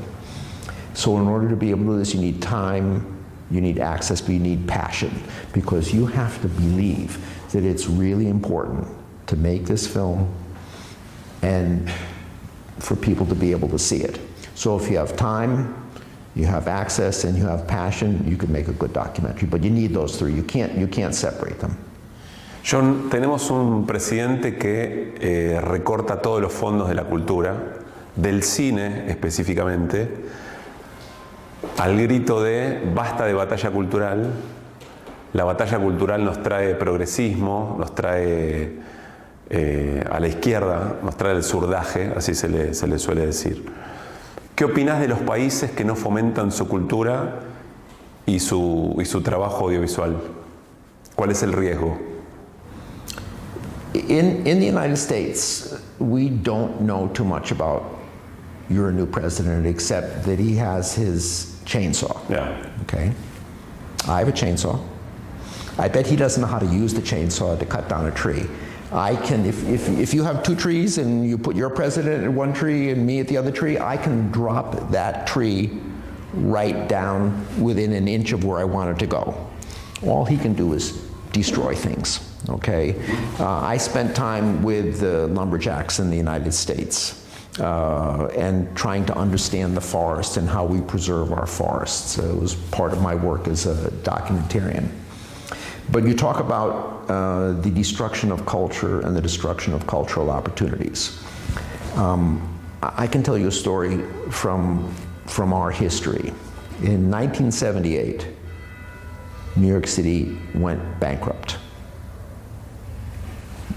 And the first thing they did to try to balance their budget is they cut out every single elective program in all the high schools of New York City except for the 3 elite high schools. All the high schools for the normal people, for the poor people. No sports, no drama, no music, no dancing, no film. They cut it out. When I went to high school, those were the only things I liked. I liked being on the football team. I liked being in the band. I hated mathematics.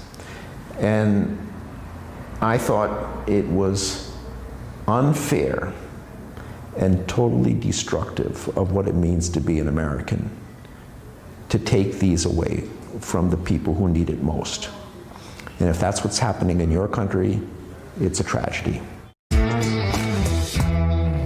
Bueno, John Alpert, documentalista, muy al tanto de lo que pasa en la Argentina, juega con la idea de la motosierra. Se ve que es un rojito. Y entiende, estaba explicando muy interesante, es decir, parte del alma del ser estadounidense se da por la cultura, se da por el cine, se da por la música, por ese tipo de fomento de actividades. Esa era su respuesta, una tragedia lo que pasa en la Argentina respecto de lo que está haciendo ahora, Pablo, el gobierno de Milei con la cultura. Qué envidia, ¿no? Porque el tipo dice 3 cosas, anoté. tiempo, acceso, pasión. Sí, para hacer su trabajo para hacer el documental. laburo. Y en el tiempo hay otro John sin H como este, que es John Lee Anderson. John Lee Anderson escribió una gran biografía, a lo mejor a mi gusto, del Che Guevara. Y una de las cosas que hizo, lo cuenta, tenía hijos chiquitos, la editorial le bancó meses en Cuba para darle tiempo para conseguir fuentes para poder hablar con gente que había conocido al Che Guevara en Cuba, pero fueron meses para entrar en confianza. La editorial le bancó ese tiempo del que habla este John con un resultado extraordinario, digo, porque si se lo banca un idiota, el resultado va a ser una estupidez. Digo, este es un tipo talentoso, evidentemente. John Alpert les decía, y se los recomendamos, está en la plataforma Netflix, Cuba y el Cameraman, pero trabajó con el narcotráfico, con las personas sufriendo distintos tipos de adicciones. Algo se veía allí, personas que robaban para vivir, y él estaba en contacto y registraba efectivamente todos esos momentos. Creo que fue el único periodista que pudo estar en la embajada de Irán en el momento de la toma de rehenes, allí en 1979, cuando fue el cambio de régimen iraní. Estuvo, como explicaba allí, en las invasiones en Irak. Bueno, un trabajo realmente extraordinario. Por si les interesa lo que estamos viendo. Tenemos un segundo tramo del reportaje que pudimos hacerle a John Alpert, documentalista estadounidense que está en este momento presentando su trabajo en el Festival de Cine de la provincia de Buenos Aires. Vos tenés una particularidad. Vos ponés al director en el centro de la escena. Incluso en una de las películas más conocidas, Cuba y el Cameraman, ahí estás vos. Alguien podría decir, bueno, aquí no hay objetividad, vos querés contar la verdad, pero sin embargo lo haces a través de tu mirada. ¿Cómo lidias con la objetividad necesaria para contar la verdad y la subjetividad que vos decidís incluir en tu relato? I'm not going to tell you that I don't have my own opinions. And I'm not going to tell you that I'm not subjective.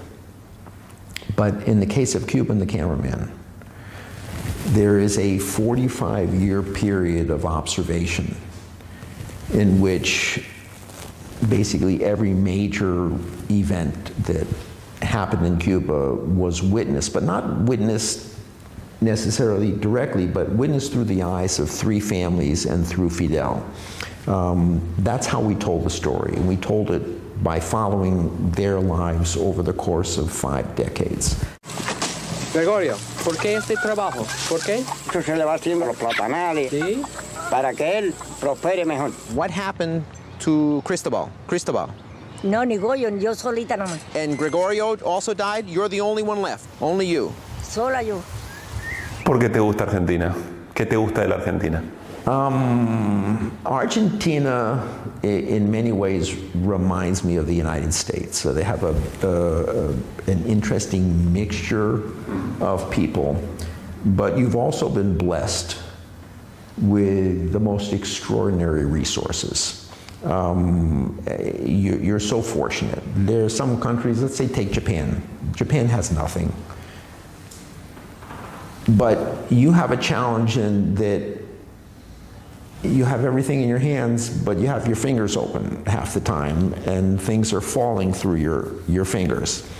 And I'm watching you guys try to deal with this, and it's fascinating.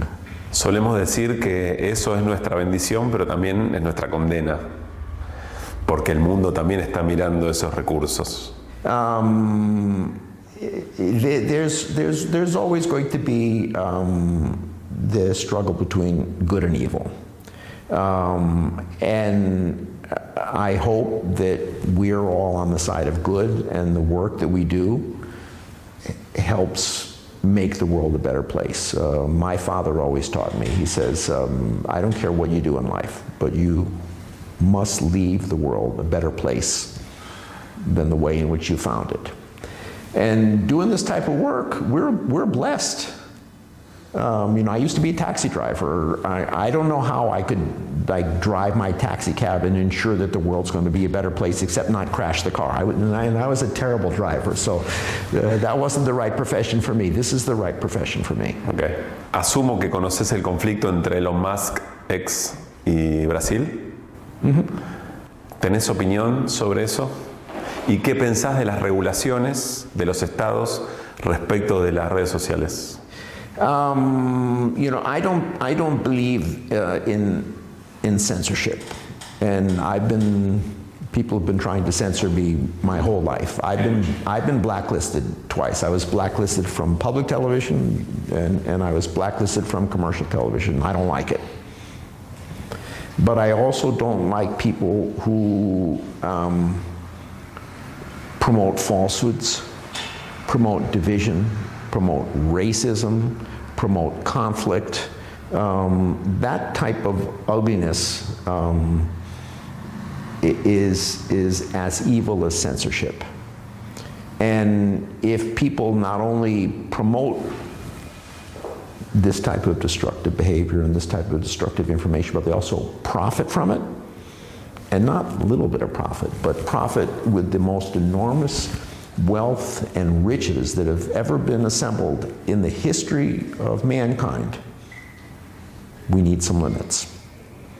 And I think my understanding is they gave X an opportunity to just do some minimal participation, to appoint somebody to talk to the government about trying to figure out ways of rooting out all these evil, untruthful things.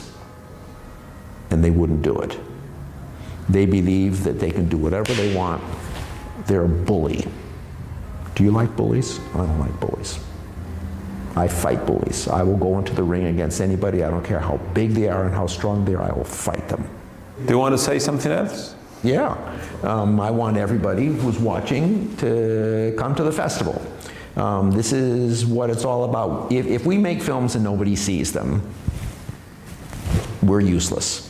And in La Plata, not only are there 5 films that I brought here, but there's many other exciting programs. Come to the festival. By the time you watch this, if you come Friday, Saturday, and Sunday, you'll be able to see one of our films every day. I'm looking forward to meeting you. If there's something you don't like, I'm looking forward to answer your question, but come to the festival. Thank you, John. Thanks. Thank you. Appreciate it. Bien, allí compartíamos la charla con John Alpert. Gracias a Diego Briata por la realización de la entrevista y la invitación al festival, por supuesto. Se observan distintas maneras de narrar todo lo que nos pasa, con otros tiempos, con otra profundidad. Buena parte de lo que nos explicaba John Alpert, este documentalista estadounidense. Bueno, antes de seguir con QR y otras cosas que tienen para contar mis compañeros y compañeras, vamos a repasar la plataforma. Estas fueron las portadas que nos acompañaron a lo largo de esta semana. Vamos a arrancar el lunes, porque, bueno, ¿se acuerdan? Habíamos hablado bastante sobre la posibilidad del veto, la decisión del veto de Javier Milei. Veté, fue finalmente veto total. Muy buena peluca la de nuestro amigo. Y se dio...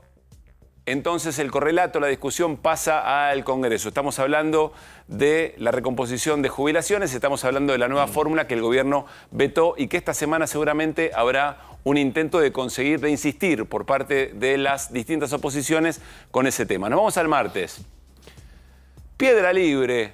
¿Por qué? Bueno, porque Hernán Lecher nos fue contando una enorme cantidad de cosas que el gobierno no quiere que veas, pero que sin embargo allí están y tienen que ver con muchos gastos que rompen con el discurso del no hay plata, porque tiene que ver con distintos factores de poder. Allí está Santiago Caputo detrás de la P. Núcleos de poder muy poco claros, bastante oscuros y que aquí en QR pudimos ver a lo largo de esa jornada de martes. Nos vamos al miércoles. La realidad nos puso la portada. Nuevamente, otra vez, represión sobre jubilados y jubiladas que estaban reclamando por aquello que veíamos allí el lunes. Muchos, otra vez, tuvimos ese miércoles respecto de lo que ocurrió en los alrededores del Congreso. Un dato, el próximo miércoles otra vez estarán jubilados y jubiladas, pero la CGT y las 2 centrales sindicales convocaron con mucha más fuerza que lo hicieron en esta oportunidad y será, por supuesto, un punto de mucha atención. ¿Qué más pasó el miércoles? Bueno, o te lo explico con un dibujito. Hernán Lecher, inauguramos segmento tenía que ver con mostrarles de una manera muy didáctica, muy clara, algo que el gobierno argumenta para vetar los aumentos a las jubilaciones. El gobierno dice, es que no hay, díganos de dónde sacar la plata, porque no hay plata. ¿Dónde están los recursos para poder poner ese dinero entre 15.000 y 17.000 pesos a jubilados y jubiladas? Y Hernán nos explicó que hay muchos beneficios fiscales a empresas, que se bajaron los bienes personales para quienes más tienen en nuestro país y también personas de la Argentina que tienen afuera. Bueno, un montón de lugares donde se podrían mejorar la distribución de los recursos y entonces que los menos hagan un poco más de sacrificio y que los más débiles puedan sufrir menos.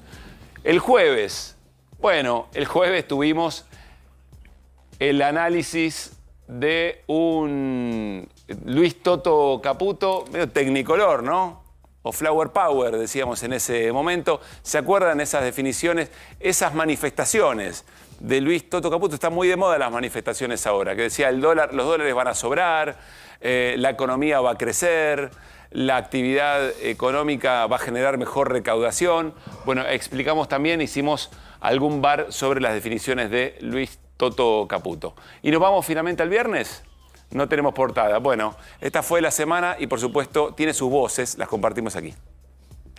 Y gracias a Milei estamos pasando de la industria nacional a una nación sin industria. Hoy la gente está haciendo un esfuerzo muy grande para sostener su día a día. Si nosotros no hiciéramos este esfuerzo como ciudad de sostener este subsidio, la tarifa se duplicaría. De no modificar su política, obviamente eso va a generar un enardecimiento de la sociedad que no va a haber fuerza que la pueda parar. La provincia de Buenos Aires, por decisión del gobernador Axel Kicillof, anuncia que hemos establecido un acuerdo para la compra de 500.000 dosis de vacuna Qdenga. La mayoría no llega a la canasta familiar, que hoy está planteado en 1.400.000 pesos, que ese es un poco el reclamo que nosotros tenemos, y muchos de los compañeros, como camilleros, gente de mantenimiento, están por debajo de la línea de pobreza.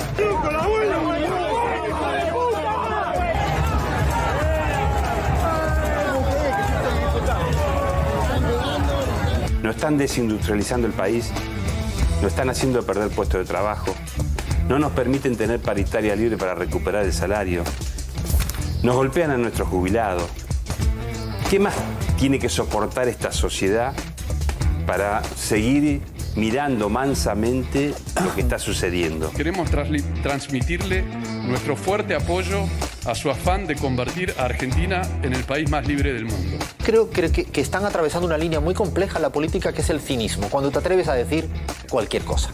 Yo es donde tengo una duda, si es falta de rigor o es, si lo digo sin filtros y con un acento un poco español de España, es de falta de vergüenza. El socialismo pisa fuerte en las instituciones de la sociedad civil y esto hay que tenerlo claro. Clubes deportivos, universidades, medios de comunicación, el cine, la literatura y la música controlan todo eso porque necesitan servirse de relatos para poder sobrevivir. Los supuestos científicos e intelectuales que creen tener una titulación académica los vuelve seres superiores y por ende todos debemos subsidiarles la vocación.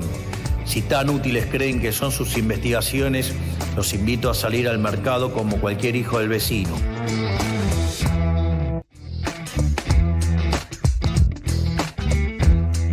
¿Quién es Alejandro de Agostino? Alejandro de Agostino es un condenado de la Escuela de Mecánica de la Armada porque era piloto de los vuelos de la muerte. Ayer hablábamos justamente, vimos un reportaje a Nicolás Gislavedra, ¿no es cierto? Ahora vamos a explicar qué es este sonido enseguida. Sí.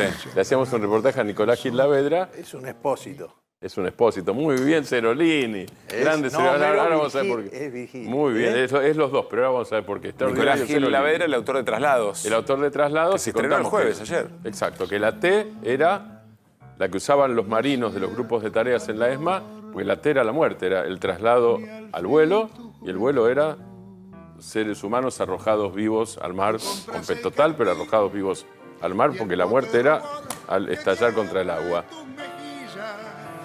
D'Agostino está preso, en domiciliaria, pero no muy preso, ni muy en domiciliaria. Cuando estuvo aquí, yo no estaba ese día, pero lo vi de mi casa a ustedes. Ustedes le hicieron una entrevista a Félix Krause, fiscal federal, Y Félix dijo que la mayoría, que el tema no era excarcelación o no excarcelación, que eso era falso, les dijo a ustedes, que el tema era que la mayoría de los genocidas que allá tenían la excarcelación y que tenían prisión domiciliaria, me corrijo, no cumplían con la prisión domiciliaria siquiera. Félix dijo, no corresponde en muchos casos la excarcelación y además violan la prisión domiciliaria. Y acaba de escribir un dictamen sobre D'Agostino, después de revisar la cantidad de salidas sin permiso, o en todo caso con permiso, pero absolutamente flojas de papeles, diríamos, y flojas de control, básicamente, flojas de control de la ejecución judicial de D'Agostino, y escribió un dictamen. Y antes del dictamen, y después volvemos a este señor que cantaba, pone una frase, se da un gusto, Félix Kraus, y dice, pero el gusto tiene un sentido. Dice, no es cielo ni es azul. Es una frase poética y dice, Homero Expósito, citando a Bartolomé y Lupercio Leonardo de Argensola, del siglo de oro español. Pero Homero Expósito es el autor de la letra y Virgilio Expósito, el que canta, el de la música y el que canta en esto. Y después explicamos por qué lo puso Félix. A ver si se escucha o si se ve. A ver.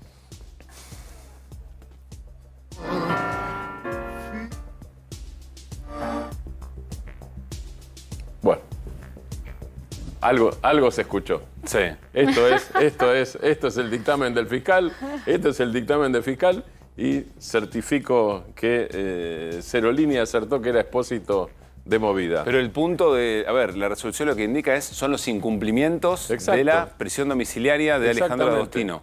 Un piloto de vuelos de la muerte, insistamos con eso, porque venimos escuchando en estos tiempos los pobres octogenarios que no pueden estar en su casa o que no, como si fuera un tema de derecho humanitario. Acá no es un tema de derecho humanitario, es un tema de cumplimiento del Estado de Derecho justamente para violadores de derechos humanos en delitos de lesa humanidad, es decir, delitos cometidos por el Estado en función terrorista del propio Estado. Estamos hablando de eso, no estamos hablando de cualquier tipo de crimen.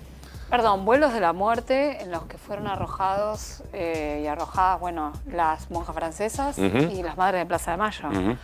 Estamos hablando de esos casos. Sí, y este represor está con domiciliaria desde el año 2012. 12 años. 12 años. 12 años.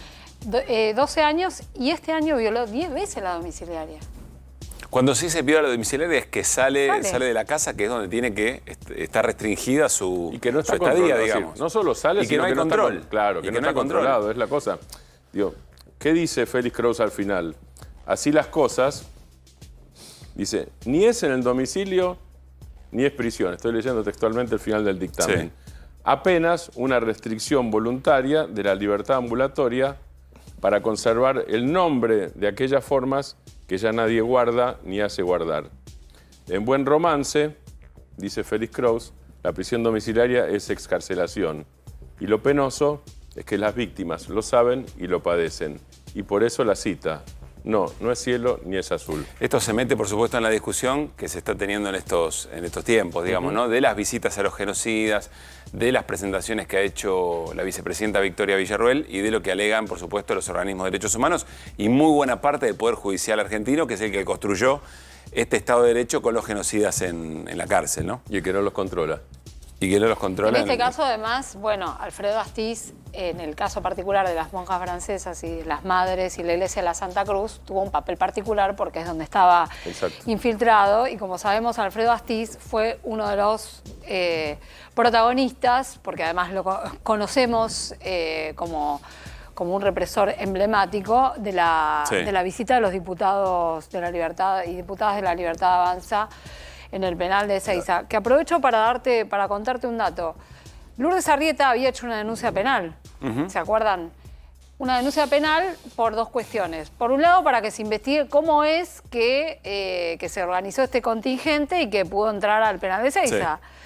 Y si en ese procedimiento hubo alguna clase de delito o de anomalía. Y por otro lado, ella pidió investigar a sus colegas de bancada. Hubo un fiscal, que es Sergio Mola, que le desestimó la denuncia. Sí, recuerdo. En duros términos. Dijo, eso lo tienen que resolver dentro del bloque. Sí, pero además... no da para denuncia. no da para denuncia, utilizó un tono bastante despectivo respecto de ella. Bueno, y lo que les quiero contar es que el fiscal de ante la Cámara, Diego Iglesias, dijo exactamente lo mismo que Sergio Mora. Bueno, mira vos. Así que, bueno, porque son estas pequeñas huellas que empiezan a aparecer también dentro del sistema judicial, ¿no? Cuando los vientos soplan de determinada manera y que me parece que hay que prestarle atención. Gracias, Martín. Gracias, Irina. A ver, quiero compartir con el equipo de QR y con su audiencia 3 o 4 datos del Monitor Nacional de Roberto Bachman, la consultora CEOP, sumamente interesantes para pensar el momento de la relación entre la sociedad argentina y el gobierno de Javier Milei. Vamos a compartir la primera. Esto tiene que ver con la segmentación psicográfica, es decir, emociones, distintas emociones vinculadas con el gobierno o con el momento de la Argentina. Esperanza, 41,3%. Incertidumbre, 26%. Bronca u odio, 18,1%. Miedo, 13%. Uno podría decir, si sumás las negativas, ¿no? Miedo, bronca y odio e incertidumbre te da un número superior a lo que implica la esperanza. Aquí lo interesante siempre es observar qué es lo que pasaba en las mediciones anteriores, es decir, la línea. Pero acá tenés un registro de lo último que midió CEOP en términos de emociones respecto del momento político y del gobierno. ¿Qué más? La próxima es la imagen de Javier Milei. Imagen negativa, 54,5%. Muy negativa, dentro de ese porcentaje, es 41,4%. Algo negativa, 10,4%. Regular negativa, 2,7%. Pero fíjense, el muy negativa, el porcentaje que conlleva. Y después, en positiva, 49,3%. Discúlpame. Sí. Esto coincide con lo que contaba Hugo Aime de sus propios números, ¿no? ¿Qué? Recordémoslo. De la caída y el desgaste de Milei en los últimos tiempos, y de la imagen de Milei, de la imagen de él y de la imagen de gestión de Hay las quien dos dice, cosas. lo dijo Raúl Timerman aquí también el viernes pasado, Raúl decía, bueno, pará, lo que tenés que ver es el ajuste que ha hecho el más importante de toda la historia de la Argentina según el propio presidente, que se embandera con eso el gobierno. El ajuste que ha hecho ha sido tan grande y mirá los márgenes de imagen positiva que conserva. Es otra manera de plantearlo. Bueno. A él le daba un poco más alto. Sí, ahí se enoja, ahí viene la parte de se enoja Ceroli. pero Ahí viene la parte de se enoja Ceroli. Pero ¿qué estamos diciendo? Está bien, que, a ver, sí, hay gente que si la está pasando mal y dice, bueno, qué sé yo, habrá que esperar un poco más, todo. Pero vos lo que tenés que pensar, que ya estos números, para los meses que pasaron, con la historia de los demás presidentes, son muy malos. Por eso, comparado son con muy malos y no hay ningún indicio de que esto vaya a modificarse. A revertirse. Porque ahora después vamos a ver, Está bien. creo que alguna cosa del tema de consumo en almacenes, en Córdoba, una cosa de loco. Entonces vos decís, che, esto, bueno, si viene el rebote acá, ahora ya empezaron a decir, sale Expert diciendo, bueno, el crecimiento lo veremos el año que viene, ya pasaron de semestre, sacaron... Pasó el segundo semestre. Claro, entonces ya está, bueno así, está bien. ¿cuánto podría durar? Yo solo planteo lo que dicen, no lo dice Pablo Caruso, lo dicen los consultores. Algunos te dicen, es cierto, no hubo presidente de la recuperación democrática que tuviera... todos los presidentes de la recuperación democrática tuvieron mejor imagen positiva en este lapso. Pero también es cierto que el deterioro de la calidad de vida y el ajuste mantiene esta mirada positiva. A ver, ¿en cuál de las siguientes situaciones a nivel económico estás vos y tu familia en este momento? Llego cómodo a fin de mes, 14,8%. Tengo dificultades para llegar, 54,7%. No me alcanza para llegar a fin de mes, 28,3%. Bueno, acá te da un 82%. Sí. 82% con dificultades para llegar a fin de mes. Acá vuelve a jugar la primera placa, es decir, las sensaciones, si se le puede dar sentido a esto que efectivamente se está sufriendo, ¿no? Ahí parece estar la clave del tema. Estamos repasando, insisto... 14% es muy bajo para llegar cómodo, obviamente. Es muy bajo, sí. Es un poco y el más de resto que no primer llega decil, es enorme. Sí, es enorme. Así es. Bueno, nos queda una placa más. ¿Cuánto tiempo están dispuestos a soportar este ajuste con sueldos bajos? Me voy rápido a lo que más llama la atención. No se soporta ni un día más, 44,2%. Acá tenés un dato muy distinto de lo que se venía viendo, Fer, ¿eh? Acá sí. Sí, además la pregunta es rarísima, ¿no? ¿Cuánto tiempo estás dispuesto a soportar este ajuste con sueldos bajos? Pero a ver, chicos, es una pregunta que la hacen todos los encuestadores, pero no se puede preguntar eso. ¿Qué no? Y después de que no lo soportáis, ¿qué haces? ¿Te enojás? ¿Qué haces? Digo, Bueno. no sé qué quiere, a dónde va la pregunta. No, Bueno, porque este país tiene una historia de estallidos importantes. Tiene que ver con No el sé. sentido del sacrificio. Si la gente le encuentra sentido al sacrificio, Bueno, dice, pero pues si yo no, aguanto ¿qué un hace? año más. ¿Vais a la protestar? Digo, no entiendo. Yo Bueno, tenés realmente elecciones el año que viene. Yo te digo una que no sea estallido. Tenés elecciones el año que viene. Bueno, pero entonces, ¿qué tiene que ver los meses? Pero espera, pero no está midiendo. Si estás hablando de la un pregunta año, no es qué estás si estás dispuesto a hablando de un hacer si año, no te estás hablando banca de más la elecciones situación. Y sí, le preguntan eso. No, la pregunta es ¿hasta cuándo bancás al gobierno? Bueno, no lo banco más, me lo ¿qué banco hace? más, te ¿Y? dice. Claro, bueno, cambiará el ¿Qué hace? voto, lo No, que dice, cambia el lo que voto, dice Martín. Bueno, responde- es una Claro, posibilidad. acá ya sale con los miércoles. Se volvió Creo que loco, también- Ciorolini. No, Creo- pero es rara la pregunta. Tendría que ser un me poquito más parece tan respetuosa. rara. Cada uno tiene sus parámetros, pero fíjate vos que un parámetro que incluso tiene en cuenta este gobierno es cuánto de tus ahorros te gastás, por ejemplo. Y eso me parece que es una cosa muy concreta, porque los ahorros son finitos. Mirá el número, ¿eh? ¿No? Es fuerte. Este dato de Roberto Bachman, consultora CEO, 44,2%, no se soporta ni un día más. Entre 6 meses y un año más, 8,2%. Entre 3 y 6 meses, 11%. 1 y 3 meses más, 11%. Lo que sea necesario, 25,8%. Es un número importante ese también, ¿eh? Me banco lo que muy sea cercano. necesario. De nuevo, volvemos. Ahí me habló de un 30% de núcleo duro, que en realidad es lo de la primera vuelta, y esto es menor que el de la primera vuelta, de los votos de Milei, me refiero a eso. Menor que la primera vuelta, pero está cerca, es un 26%, redondeando, Sí, y además, está cerca del 29-30% si de empezás Milei. a hacer, viste, lo que mide el INDEC y lo que miden, bueno, las interpretaciones que hace la UCA y todo, si agarrás los pobres y los que están al borde de entrar en la pobreza, también te da el número ese parecido, te da Claro. ese 60 y pico. Bien. Me encantaría que pasen un muy lindo fin de semana, compañeros, compañeras. Igualmente. Irina, Igualmente, Fer, señor Martín Granoji, a ustedes también. Cierren bien el viernes, disfruten, descansen. Nos reencontramos el lunes para seguir analizando la realidad. Quédense porque viene Mesa de Cuatro. Ya, a continuación, con el análisis profundo del caso Loan. Se van a cumplir muy pronto 80 días, si no me equivoco, de la desaparición de Loan. ¿Digo bien? Sí, y desapareció de la agenda, pero aquí está, Mesa de Cuatro para seguir sosteniendo una preocupación muy importante. Pasen bien, gracias por estar allí. Chau.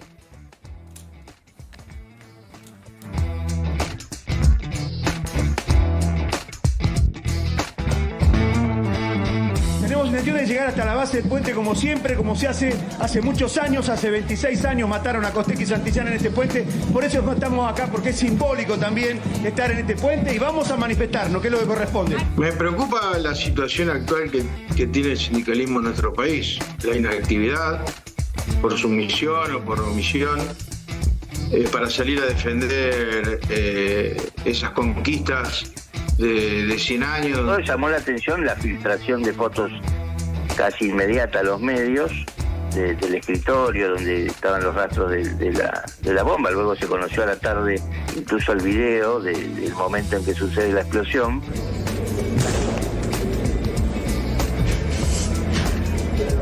Lo tiránico es,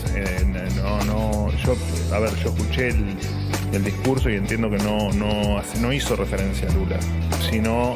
Una decisión que tomó un tirano. Una decisión que Pero tomó un tirano. no se refirió a Lula. Mi visión es exactamente igual de contundente que la de Javier Milei. Nosotros acabaríamos de un plumazo con el Ministerio de Igualdad, que pensamos que es un chiringuito socialista que lo único que busca es enfrentar a mujeres con hombres. Che, los que me miran a mí que era Juntos por el Cambio claramente no son kirchneristas. Entonces, aunque venga un tema y yo piense que está mal, piensan algunos, prefiero que no me vean con los kirchneristas y entonces termino votando algo que está mal. Te veo muy cansado, amiguito. Descansá. Nosotros nos ocuparemos de apagar todo el fuego y cuidar tu planeta. Esta policía nos hizo mal en 6 meses. Así que es ese palazo a un abuelo o a una abuela, es el palazo que tiene en la mano a Patricia Bullrich, pero también a nuestros gobiernos anteriores que nunca tuvimos cojones o ovarios para reformar esas policías. El diputado pedófilo finalmente expulsado de la legislatura de Misiones. El diputado Germán Quisca finalmente afuera de la legislatura provincial. Un comando unificado de seguridad productiva. Hoy hay en la ley bases un artículo que plantea claramente que si hay un bloqueo es causal de despido. Y gracias a mi ley estamos pasando de la industria nacional a una nación sin industria. Hoy la gente está haciendo un esfuerzo muy grande para sostener su día a día. Si nosotros no hiciéramos este esfuerzo como ciudad de sostener este subsidio, la tarifa se duplicaría. De no modificar su política, obviamente eso va a generar un enardecimiento de la sociedad que no va a haber fuerza que la pueda parar. La provincia de Buenos Aires, por decisión del gobernador Axel Kicillof, anuncia que hemos establecido un acuerdo para la compra de 500.000 dosis de vacuna Qdenga. La mayoría no llega a la canasta familiar, que hoy está planteado en 1.400.000 pesos, que ese es un poco el reclamo que nosotros tenemos, y muchos de los compañeros, como camilleros, gente de mantenimiento, están por debajo de la línea de pobreza.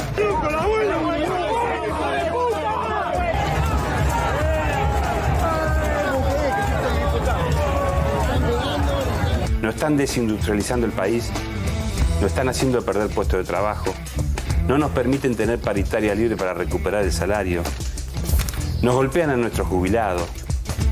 ¿Qué más tiene que soportar esta sociedad para seguir mirando mansamente lo que está sucediendo? Queremos transmitirle nuestro fuerte apoyo a su afán de convertir a Argentina en el país más libre del mundo. Creo que están atravesando una línea muy compleja en la política, que es el cinismo, cuando te atreves a decir cualquier cosa. Y yo es donde tengo una duda, si es falta de rigor o es, si lo digo sin filtros y con un acento un poco español de España, es de falta de vergüenza. El socialismo pisa fuerte en las instituciones de la sociedad civil y esto hay que tenerlo claro. Clubes deportivos, universidades, medios de comunicación, el cine, la literatura y la música controlan todo eso porque necesitan servirse de relatos para poder sobrevivir. Los supuestos científicos e intelectuales que creen tener una titulación académica los vuelve seres superiores y por ende todos debemos subsidiarles la vocación.